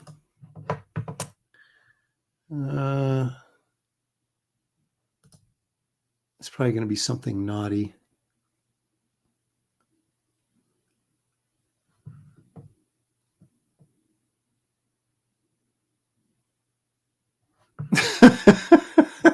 All right, I can show this. I want you guys to know that this is compliments of Sequential Treasures. Has nothing to do with whether or not I'm appropriate or not. This is just was given to me in the chat, and the chat demands it. So here you go. Here is why Wonder Woman blocks bullets with her bracelets. It says, "You're mostly invulnerable, right?" Yes. "So why do you bother blocking bullets with your bracelets?"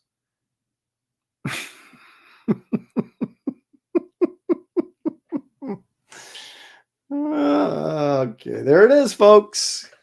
We ask the questions. Sequential Treasures provides the answers. Oh.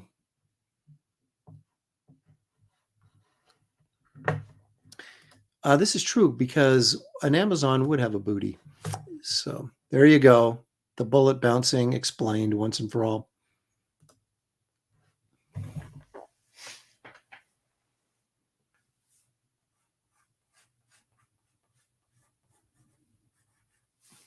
Yeah, so I always thought of Wonder Woman as I don't know how tall she's supposed to be, but I would assume she's like, 6'4" or something like that, and built like a rock. So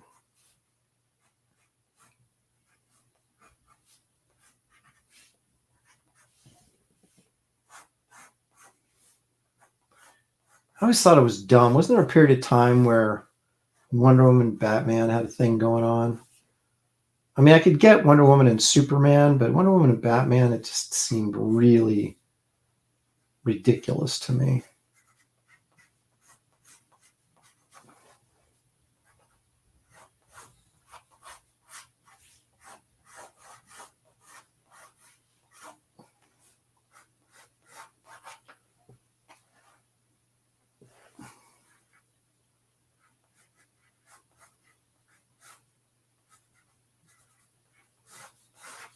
More lasso going down here.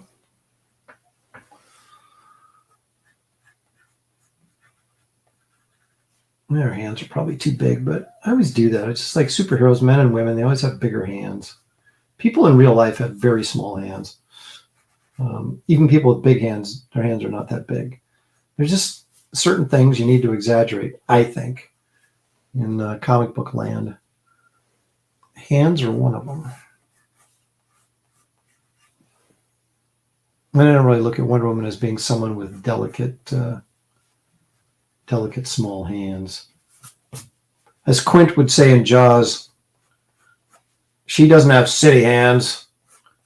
She hasn't been counting money all of her life. She's been working. Talking about sharking, talking about working for a living. You got city hands, Mr. Hoover. Been counting money all her life.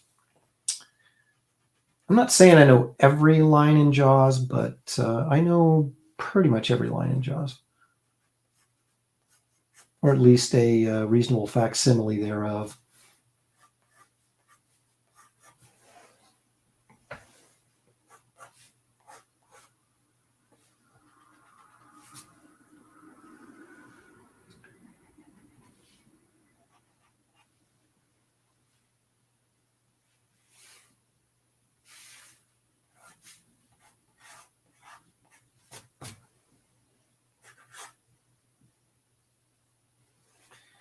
I always end up getting the hair like too big. I don't care how much your body your hair has. It's probably not going to stand up that high. So bring it down a little bit.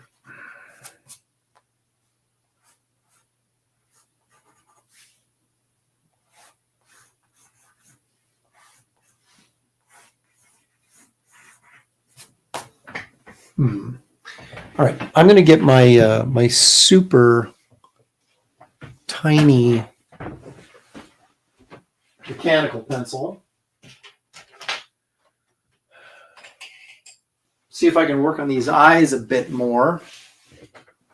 Remember, the eyes on your drawing are the gateway to the character's soul.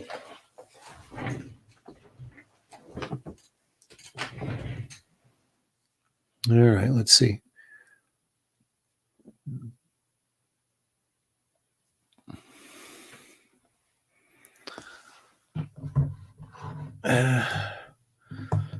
Eric Smith, you make her look so great, but you could make the eagle head a little smaller. It doesn't need to be so tall. Everybody's a critic, you know?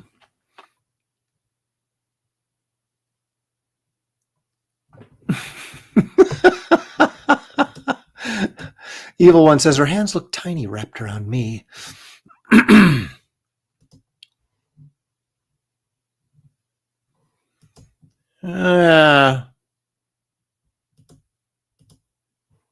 I love Linda Carter, but she was more of a how should we say? Well, she actually was a little bit thicker than Gal Gadot, but she didn't seem quite as athletic. She seemed a little prissy.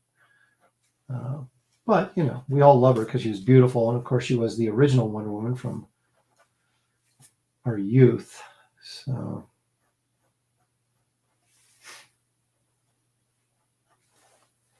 all right. So make the eagle smaller. All right.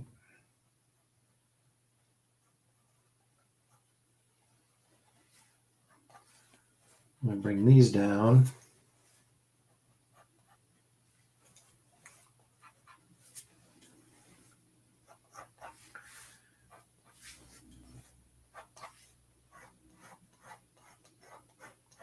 These arms might be a little too heavy still.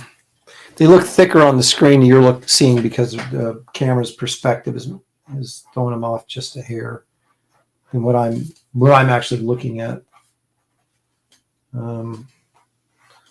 So forearms are probably a little long, but you know, you do what you got to do.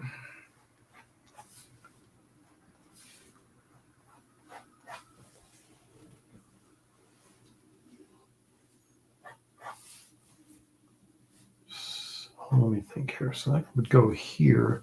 Still haven't got this bird head right. Got to get it lined up right. There we go.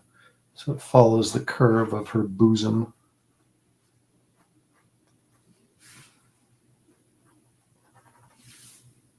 God, it's been so long since I've drawn those.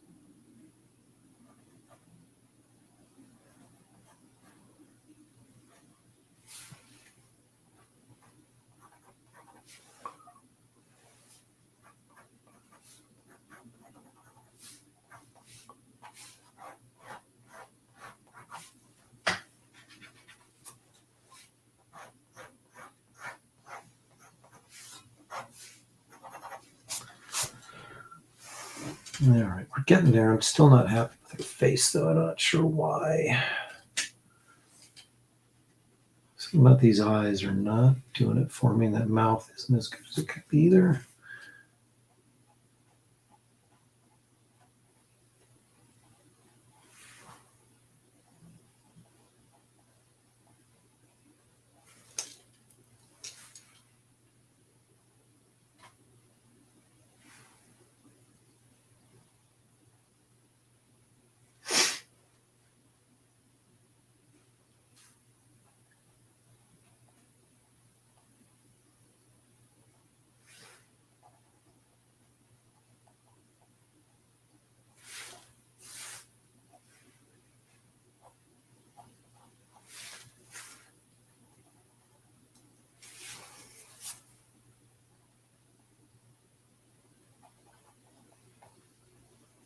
A little heavier line on her around her eyes. So get that sort of.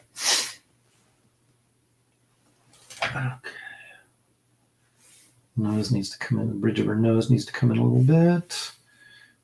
All right, let me see what I can get with these lips. Maybe that top lip is just too heavy. Yeah, I think that's better.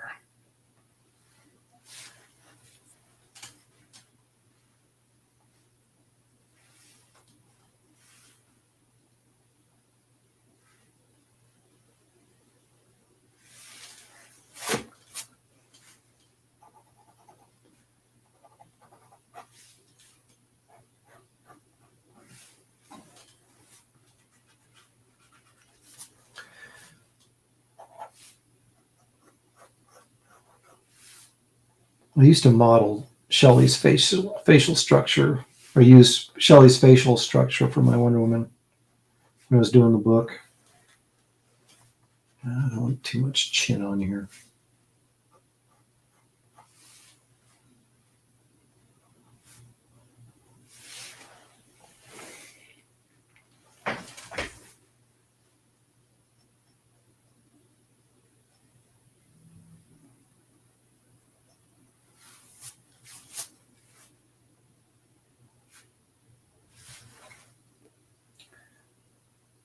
I don't know. Part of me still feels like those eyes are too big.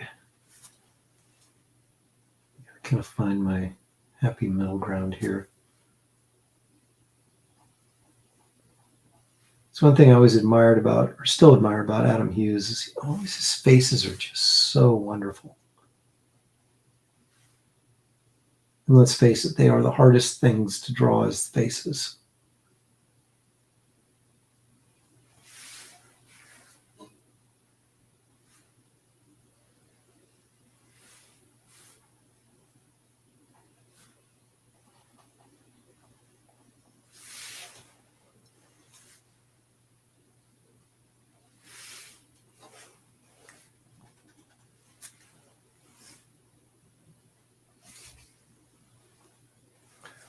Yeah, I still don't think that mouth's what I want it to be.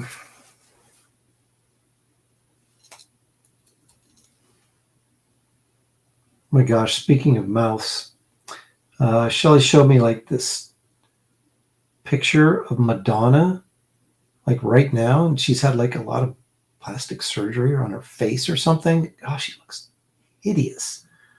What is with celebrities and just wrecking their faces with plastic surgery?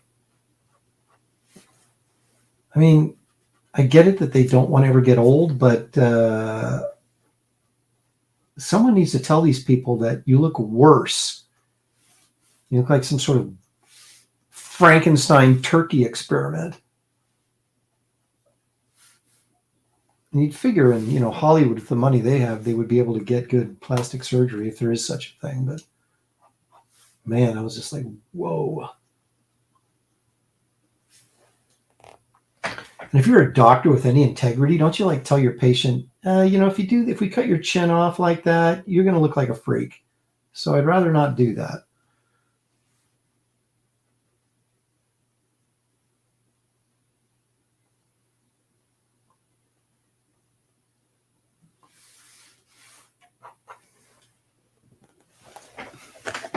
That's pretty good.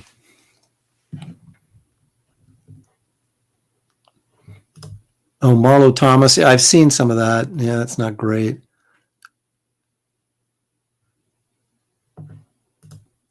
You might be onto something there.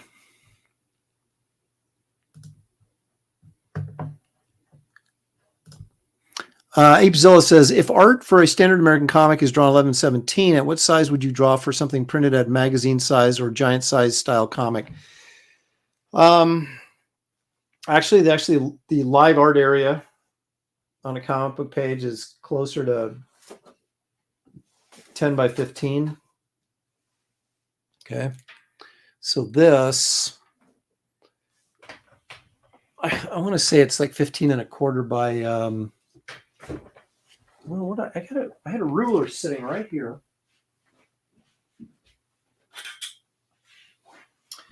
Let's check it out. Now this can vary a little bit, but this is full bleed, right? This is the out to the full bleed line. What is it? Yeah, it's 10 1/4, give or take a 16th by 15 1/2. That's your full bleed, right? If you're doing magazine sizes are basically, dare I say, 8 1/2 by 11. I'd have to check, but what you're more concerned about is your reduction size. Okay, so you can be as big as you want as long as the proportions. I'm looking for a magazine. Bear with me here. So as long as your proportions are correct, you can go as large as you want or as small as you like. Let's see here.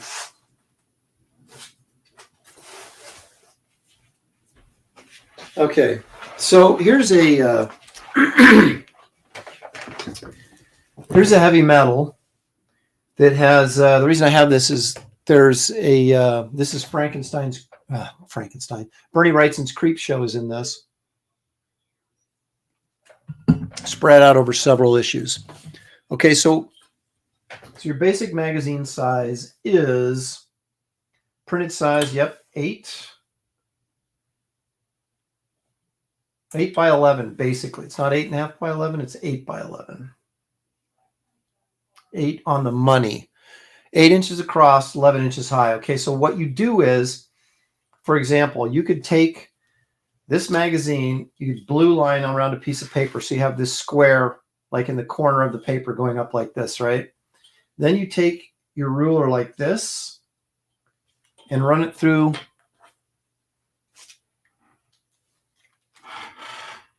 so you run it through the bottom corner and the top corner, okay? And then you go as big as you want to go. Let's say I want to go all the way out here to, let's say I want to go all the way about, I want to draw it this big, or maybe the same size as a comic book size, page height-wise, right? So I'm going to go up here to that height. So I draw a diagonal line, blue line through there, right? And I say, okay, I want it to be right here. So then what you do is you draw a straight edge here, and where the two lines connect, as long as they connect right through that diagonal line, it'll be in proportion to reduce down to magazine size. So you can do it, like I said, you can do it any size you want to, really, as long as it is the proper proportions to reduce down to what the final printed size will be. That was a convoluted answer to a pretty simple question. Thank you, Eric. Appreciate that.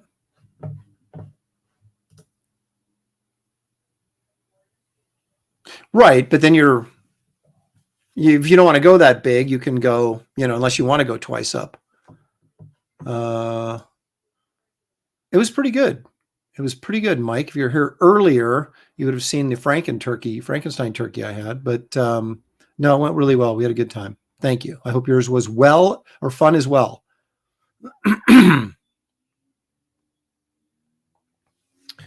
So anyway, that's the moral of that story.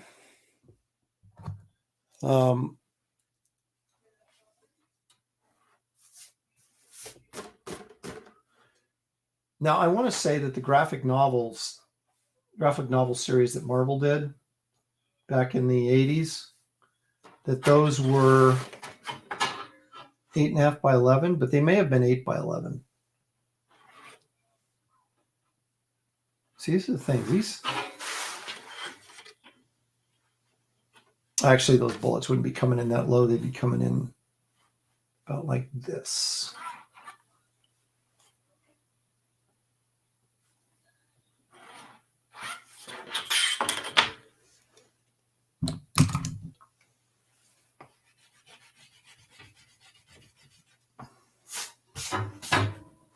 Because I think the graphic novels.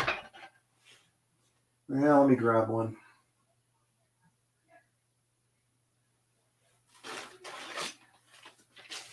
Well, here you go. Here's the Alex Ross one that just came out. Fantastic Four one.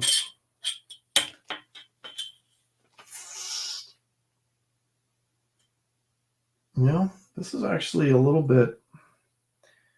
This is like 8 3/4, which that's kind of odd. By 11 1/4. I don't know. Me, standard wise, I would just do. This is a little bit bigger though than what those Marvel ones were.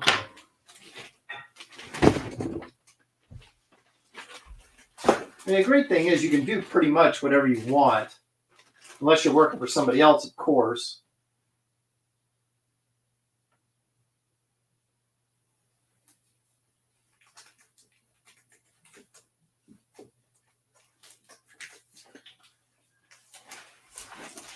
Okay, so now you got me on. I got to get this problem solved. Okay, so this is the Daredevil one that Sienkiewicz and Frank Miller and Sienkiewicz did back from 80 something or other. Okay, so that's 8 inches, a hair over 8 inches by a hair under 11 inches. So basically you're looking at 8 by 11 is what these apparently are.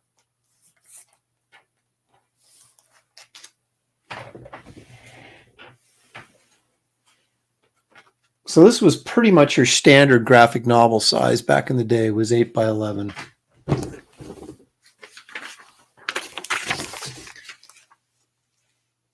And here's your standard 20-pound copy paper that's 8.5 by 11. So yeah, it's right at 11. And that's 8.5. Is that really a half inch? I don't believe it.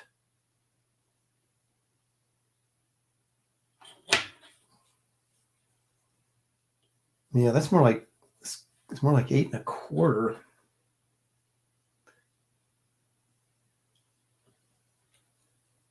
That's such a weird size. So it'd be like 8 1/4 by 11 if you want to get exact. And probably the exact measurement is something weird like 8 3/16 or something crazy like that.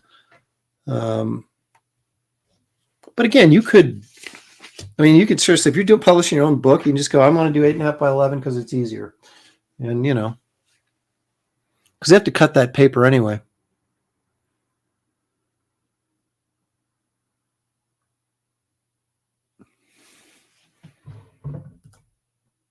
Hey, Ron, draw faster. I'll steal your idea and do it myself. Chop, chop. I don't know what you're implying. How many pages are you into Wraith 2? Well, it's more than just Wraith 2. Wait a minute. Hang on a second. Cooked a perfect 23-pound bird. Holy crap. That is a huge bird. You must have, you got like 20 kids. So, but if it was truly perfect, congratulations.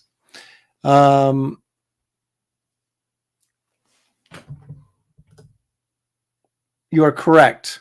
So here's the deal. I'm inking page, what am I inking? 16 or 17, I can't remember right now, of Wraith of God. I got 2 pages of Garbage Man done. I don't have any pages of Nightclub done, and I've got 8 pages of Kid Carter done. So out of the 100 pages, roughly, I've got 16, 24, 26 pages done. So there you go.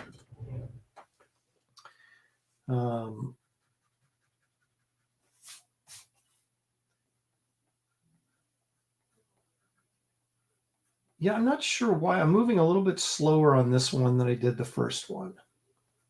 I'm not...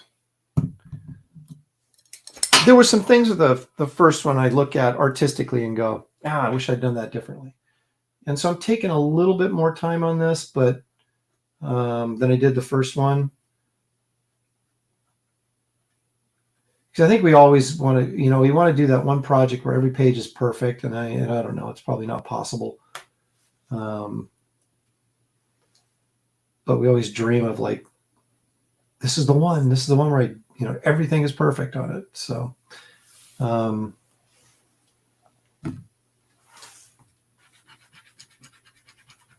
because I was doing 3 pages a week on Wraith of God. I was working 7 days a week though, and I'm like, working 7 days a week.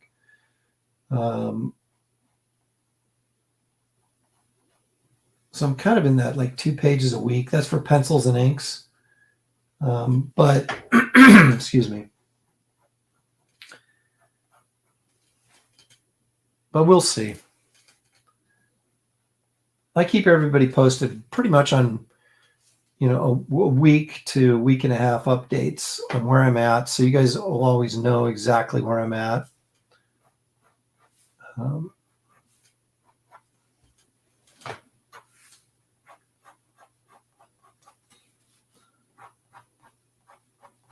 The thing, of course, is I'll be done with the Wraith of God story probably in February, and then I'll still have the Garbage Man story to do and the other stories to finish up. But it'll be more entertaining from my standpoint because I won't be like on the graphic novel. It was 80 pages of nothing but Wraith of God. This will be 51 pages of Wraith of God and 18 pages of Garbage Man and whatever, 15 pages or 18 pages of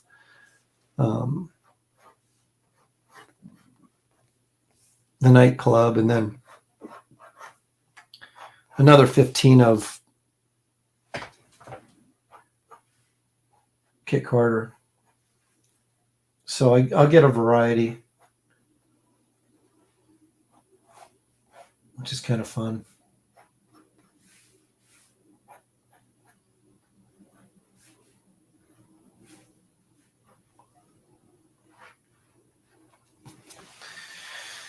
All right, I think that's pretty good.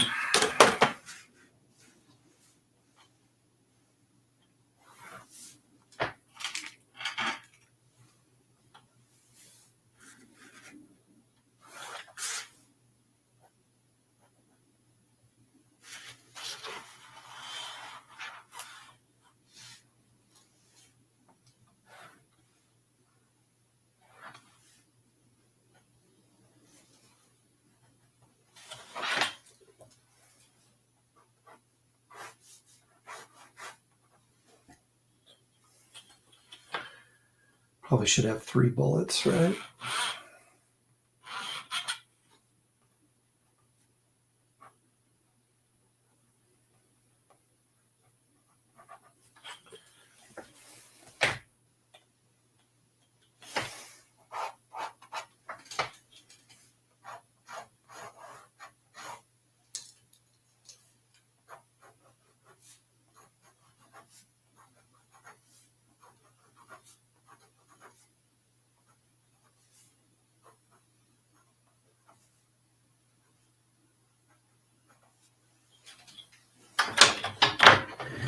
Okay.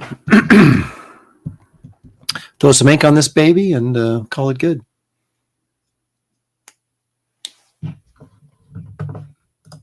There could be some truth to that. There's this period of time where when you finish the book, yikes, that's a lot. There's this period of time where you finish your book and then you're like dealing with getting it print ready, with the letterer and then the designer that's putting the book together for you.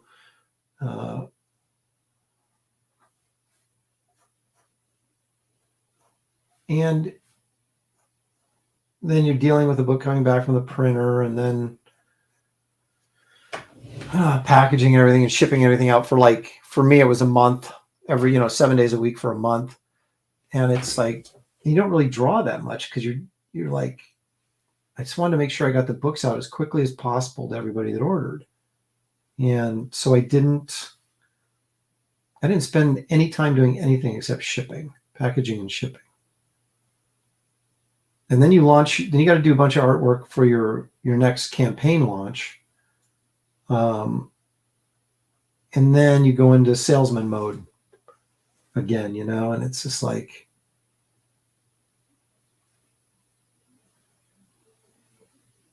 And I'm still sort of coming out of salesman mode. Because I'm still technically having to sell the book and push the book. But I really just like to get into draw the book mode 24/7, and that'd be the only thing I have to be concerned about. But it just, you can't do that. You have to continue to be a presence on social media and do stuff like this. Now I could do draw streams where I'm working on the pages. Problem is, then I don't want to give away too much of the story. So I show certain pages, but a lot of them I don't want to show. So then I resort to doing cheap tricks like drawing Wonder Woman.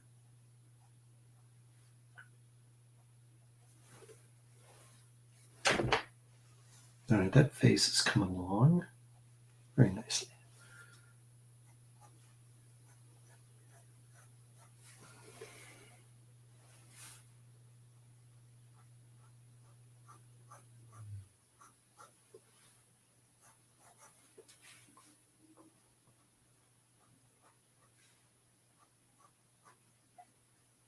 It almost feels sacrilegious to draw characters from the big two now.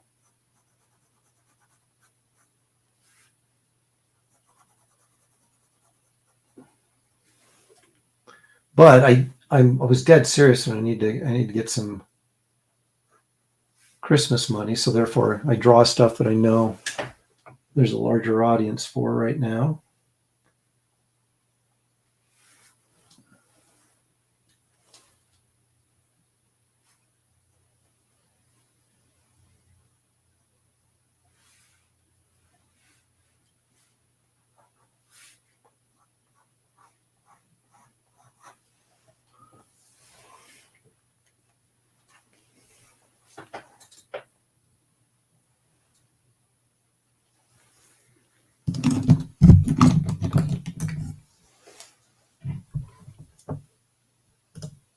Yeah, let's see what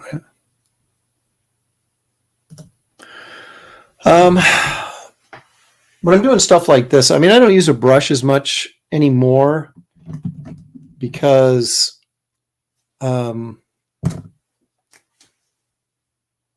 requires a level of concentration that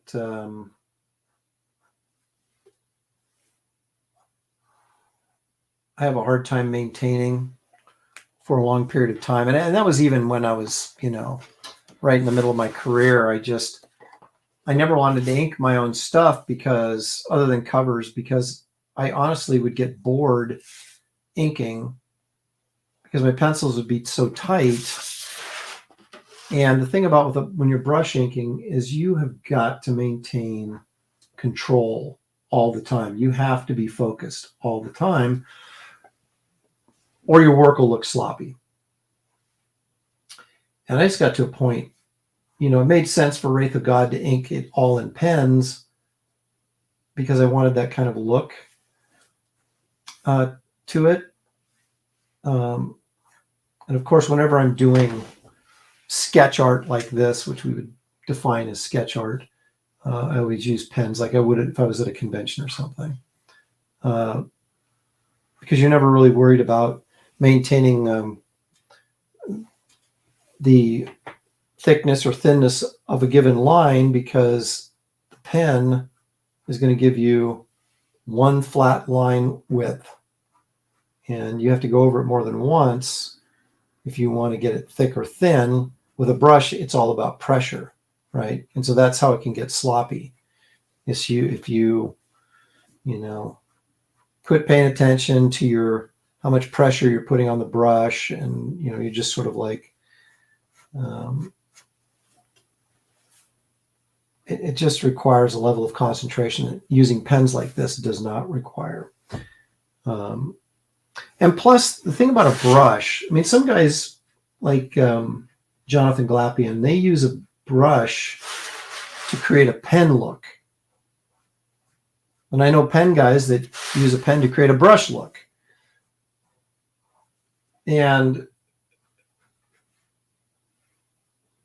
But for the most part, there is a brush work looks one way, and quite frankly, it looks a little old-fashioned. And when you have a style like mine that's kind of what you'd consider modern retro, if that's even a thing, I always felt like, you know, when I got it inked with a brush, even people that are really, really good, like Matt Ryan, you know, Gary Martin, people like that,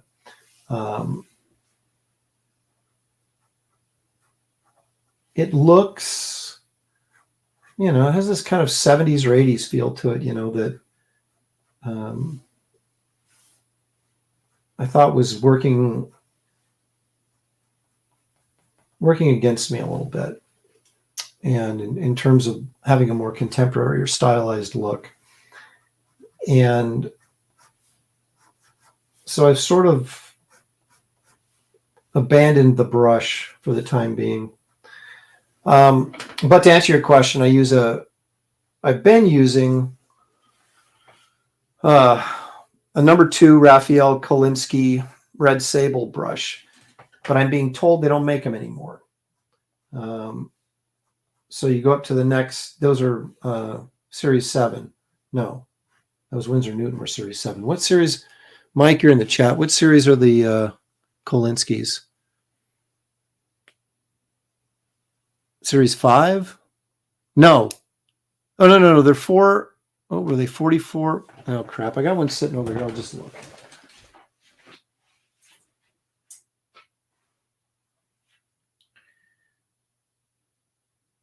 $84.04.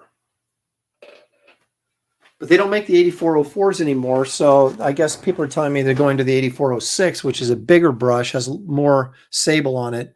So you have to be a little bit more careful that you don't carry too much ink in your sable, and then it, you know, then again you can get these really heavy, sloppy looking lines. But I haven't tried the 8408. Yeah, you're right. There it is. Yeah. JW 8404s is what I've been using, but apparently those have been discontinued, and now there's 8406.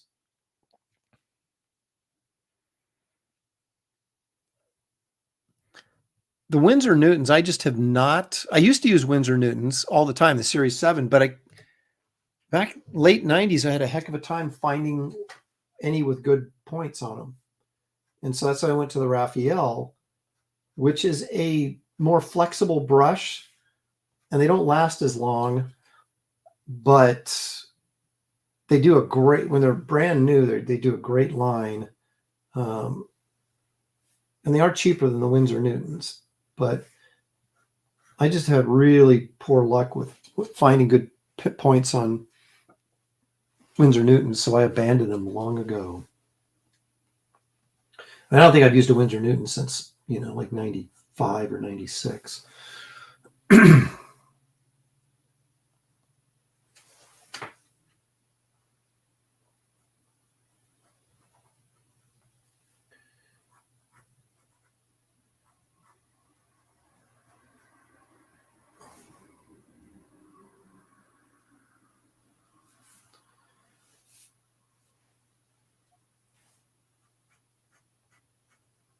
But Mike Miller always gives me a hard time because, you know, it's much harder to use a brush. So then I get ridiculed by him for, you know, going the easy way out and using these pens. But to be honest with you, I don't care anymore. All I care about is, am I getting the result that I want? And it doesn't matter what you're using to get there.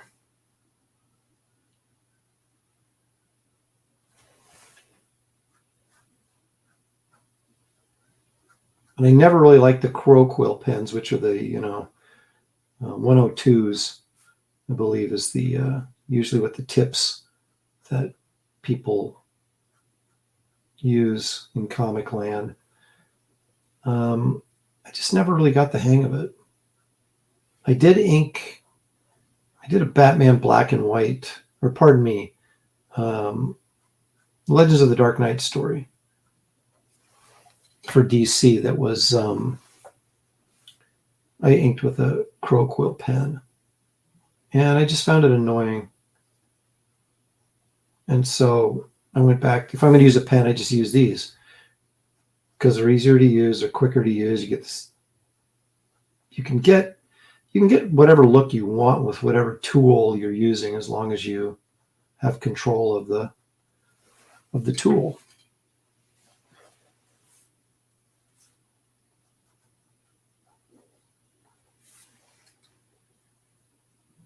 I spent my entire youth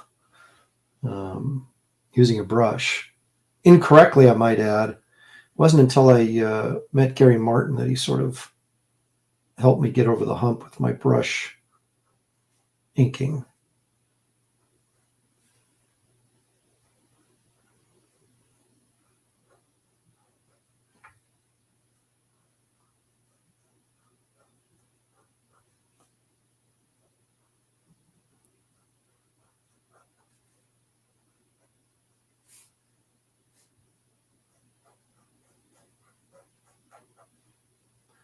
Drawing the stars on her pants were always a pain in the butt.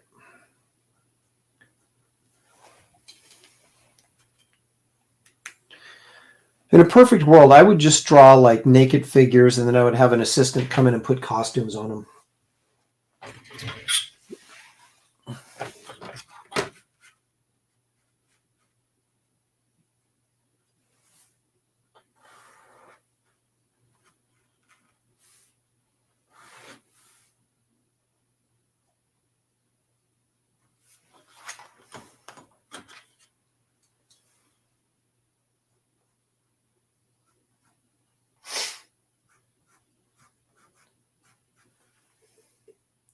That's why I like the 60s comics so much. They were essentially just, with the exception of Iron Man, and even Iron Man, his original armor was not, I mean, not his original gray armor, but his streamlined armor that, by 1968, when Gene Colan, when they launched Iron Man #1 that Gene Colan was drawing, even that was just basically figure drawing with a couple of little extra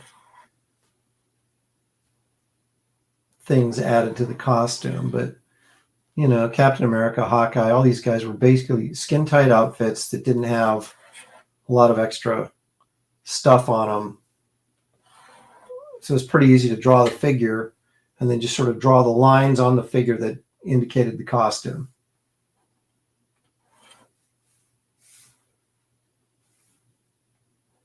All Gil Kane's designs for DC, man, they were all just figure drawing, painted on costumes. Those are my favorite kind because they don't get in the way of the figure work.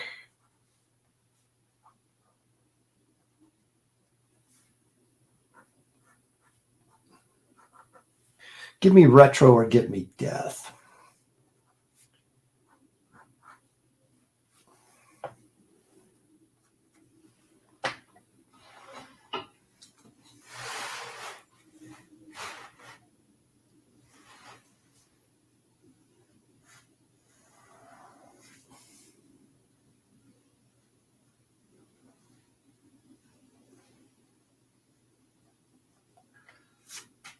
I remember Adam Hughes once told me about Wonder Woman's lasso.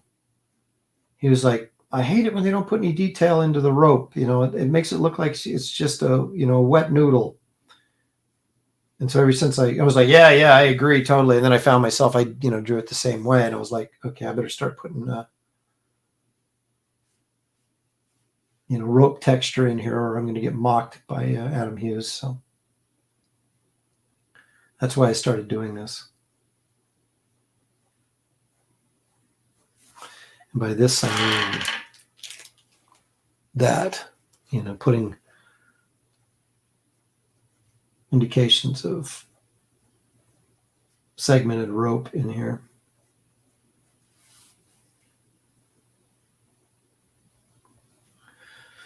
It's funny how much stuff we hear other people say, and we're like, yeah, that really, I hate that. I never do that. And it's stuff we're doing, and then we go home and change it. And you feel so dumb. You're like, why didn't I think of that? Why did I have to let Adam Hughes tell me that? Why couldn't I know that?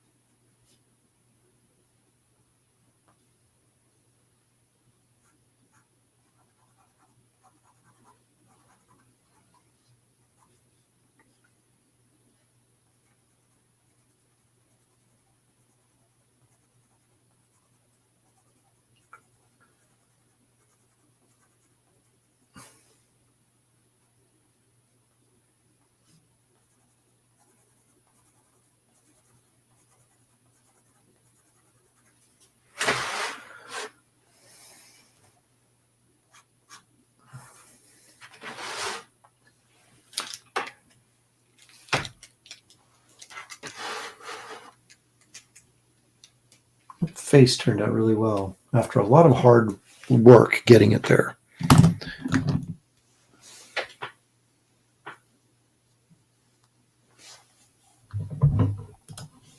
Well, he used to do that. You can. I mean, it just depends on how you want to lay the paint on, right? And it's mastering the tools you're using. Dan DeCarlo sent his Archie pages with Betty and Veronica nude. I believe that. No, it's for sale.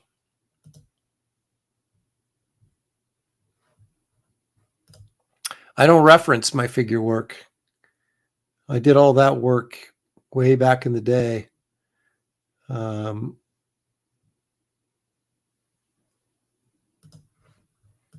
I heard something similar to that, Mike, about the brushes.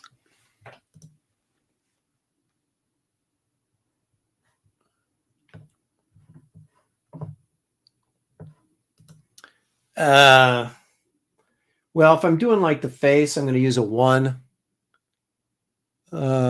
Basic outline type stuff and detail, I'll do a 3. And then if I'm doing heavier lines, like maybe a bigger outline of, this bigger figure or an outline of this bigger figure, I would use an 8. It just depends on how much detail, or pardon me, how fine a line you need for whatever particular thing you're doing. Try and get this even with the paper so the perspective looks all right. No, that's not bad there. Oops. See, that's an 8. I didn't want to use an 8 there. I want to use a 1 because I'm working on her eyes.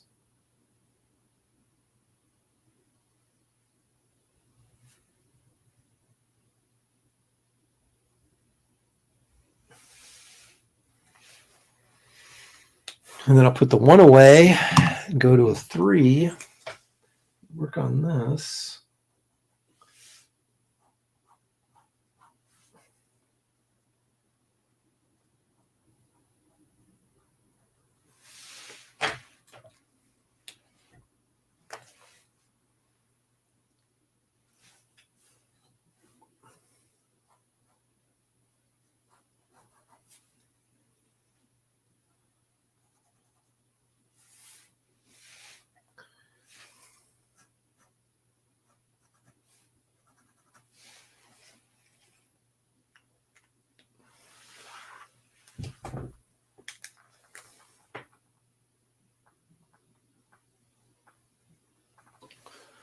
All right.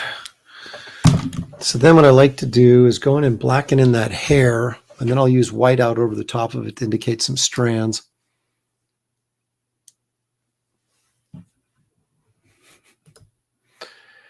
Yeah, the things that piss off Malin are interesting.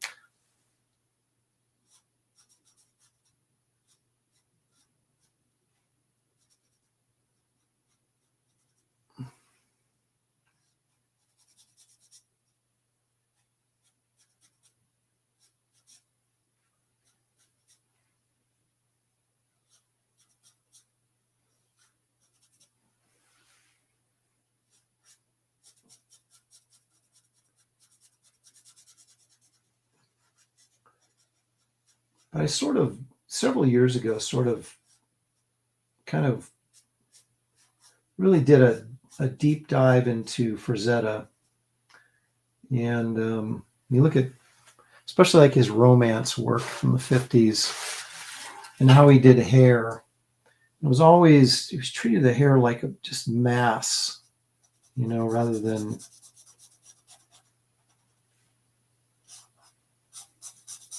all these, detail lines.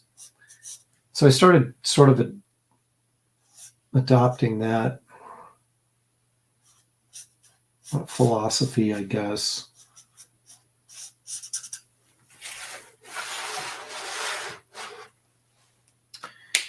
Then, like I said, I could run some white. Once I get the black in here, I can run some white highlights through here with either the whiteout Presto stick thing that David Williams turned me on to. Great, I'm running out of black. I'm always running out.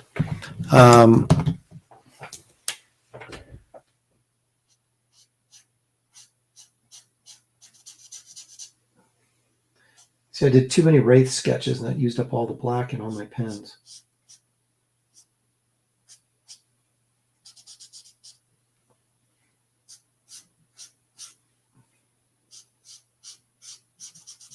But again, rather than just indicating every single line, I want to treat this hair like a big soft shape.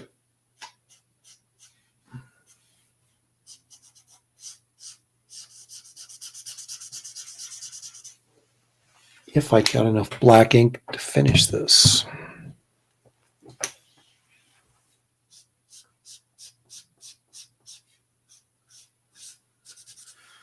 Oh, as Khan would say, it tasks me. He tasks me and I shall have him.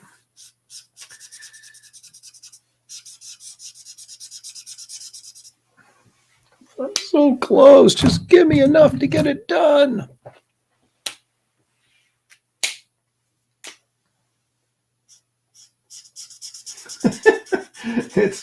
Oh man.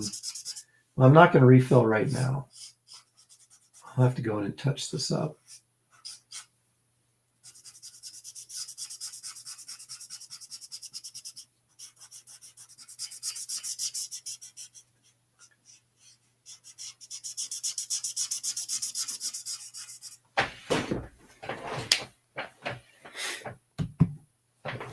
See if I've got, there's another one over here. Gotta figure one of these has some ink in it. Ooh, look at that. Jackpot. Of course, it's the last one I try.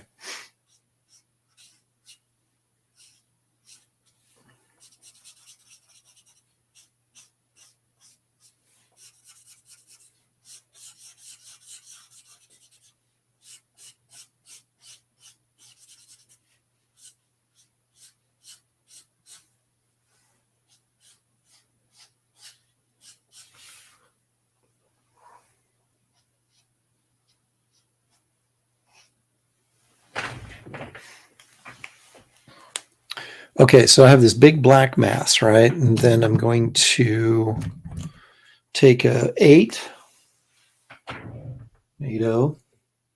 or an 08, pardon me. And maybe I'll go in and indicate a few lines through the hair like this. Like she has a few strands.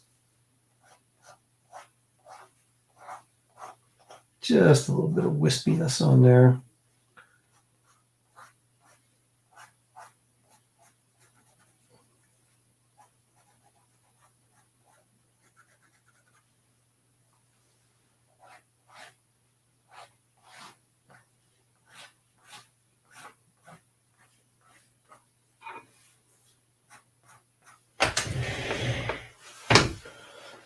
Okay, so now I got a little bit of wispiness in there. Now I got to take my Presto pen.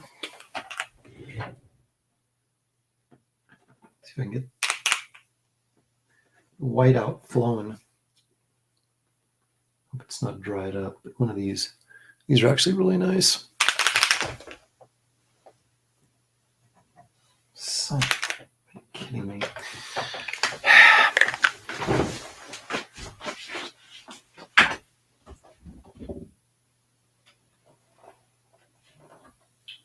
And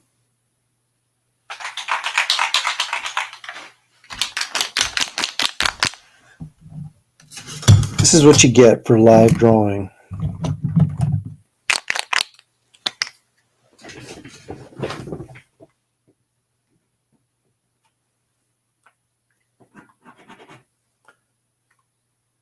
Oh, we're crying out loud. All right, so because that doesn't work.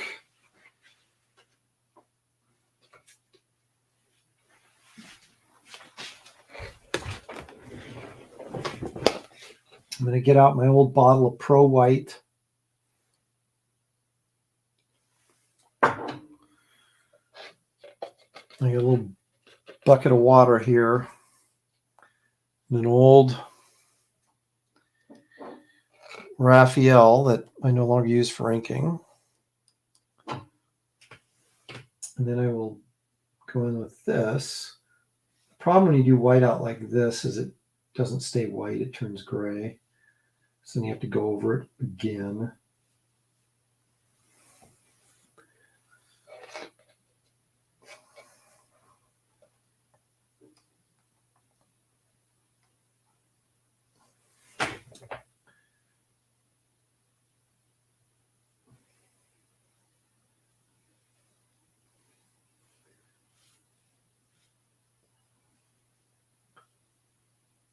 Just doing some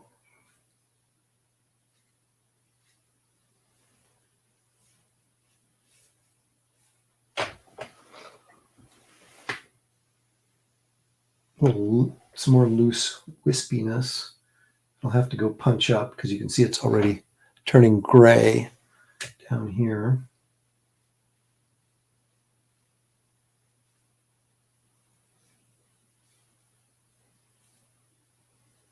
That's the nice thing about those Presto pens is the white is much more opaque. The problem with them is, though, you can't get that sort of thick to thin that I'm getting here with the brush.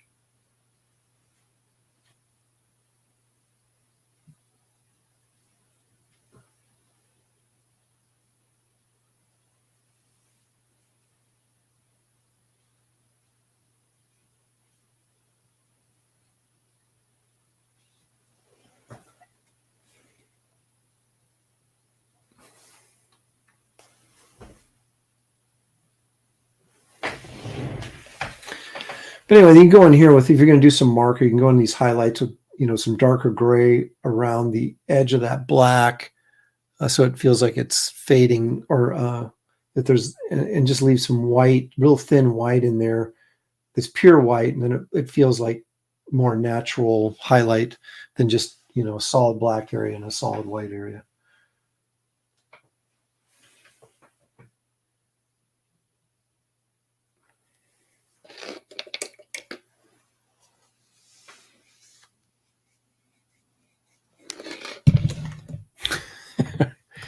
Yeah, a brush will never fail you until it splits. Then it fails you.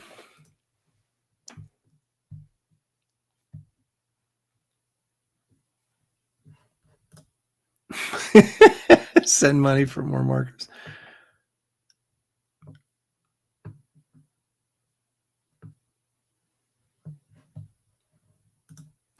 I used to throw these away because I didn't know they were refillable, but now I refill them. But refilling the black markers is usually a mess disaster, which I'm desperately trying to avoid right now. Hey, how about that? Phil Diaz is in the chat. Hey, Phil.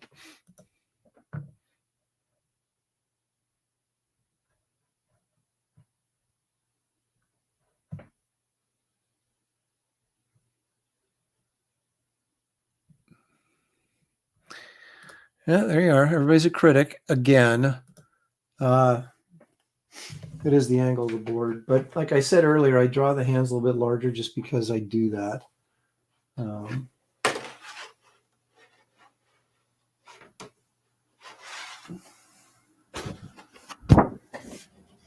Let's see what this looks like. See if I can get it to you guys on a flat plane here.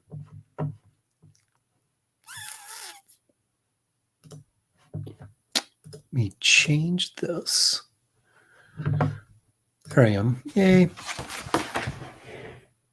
So you can see your hands are big, but they don't look as big as they did.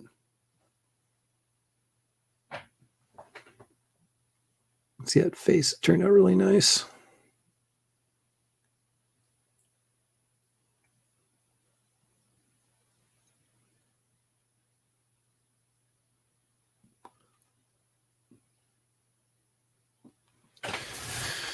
So anyway,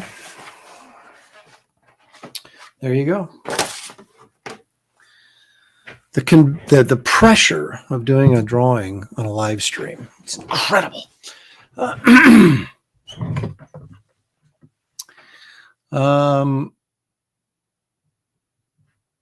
That's right. Buy an Empire Comics hat and help pay for more art supplies for Aaron, so I can buy more black pens that I don't refill. I will refill them.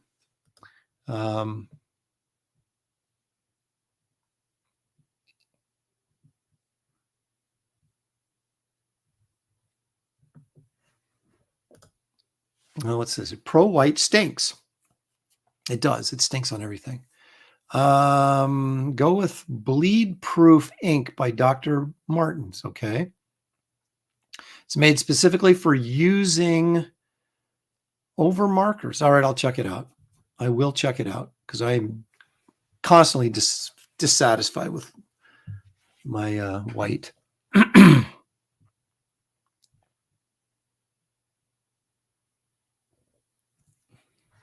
There's everybody defending my big hands. Thank you so much. We need to see more Wonder Woman, less of Aaron's face. That's what you get for that. All right, guys, that is going to be it. We have gone 2.5 hours. Wow, that's long for an Aaron Live, at least. But when I start drawing, craziness. So thank you guys all for joining me this evening on this Sunday, giving me your time. I appreciate it. I couldn't do it if you weren't here to support me, so I greatly appreciate it. Please hit the like and subscribe if you haven't already. That helps the channel grow. If you haven't backed Wraith of God, or if you'd like to get a Wraith of God beanie or a black baseball cap with the Empire Comics logo on it, they are now available on the campaign page. You'll find the link in the description of this video. I'll take you right there. These are going to the embroiderer. Is that what we decided? In a week. So you want to get your orders in for the hats as soon as possible, so I can get the orders in, and then I can get these things back and hopefully ship to you at the first of the year while it's still winter time for most of us, and you actually get some use out of it. So,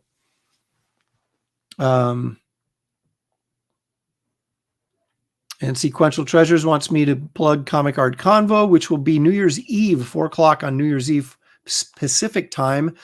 So maybe before you go out and party hardy, you might check us out, as we'll be discussing our favorite cover artists.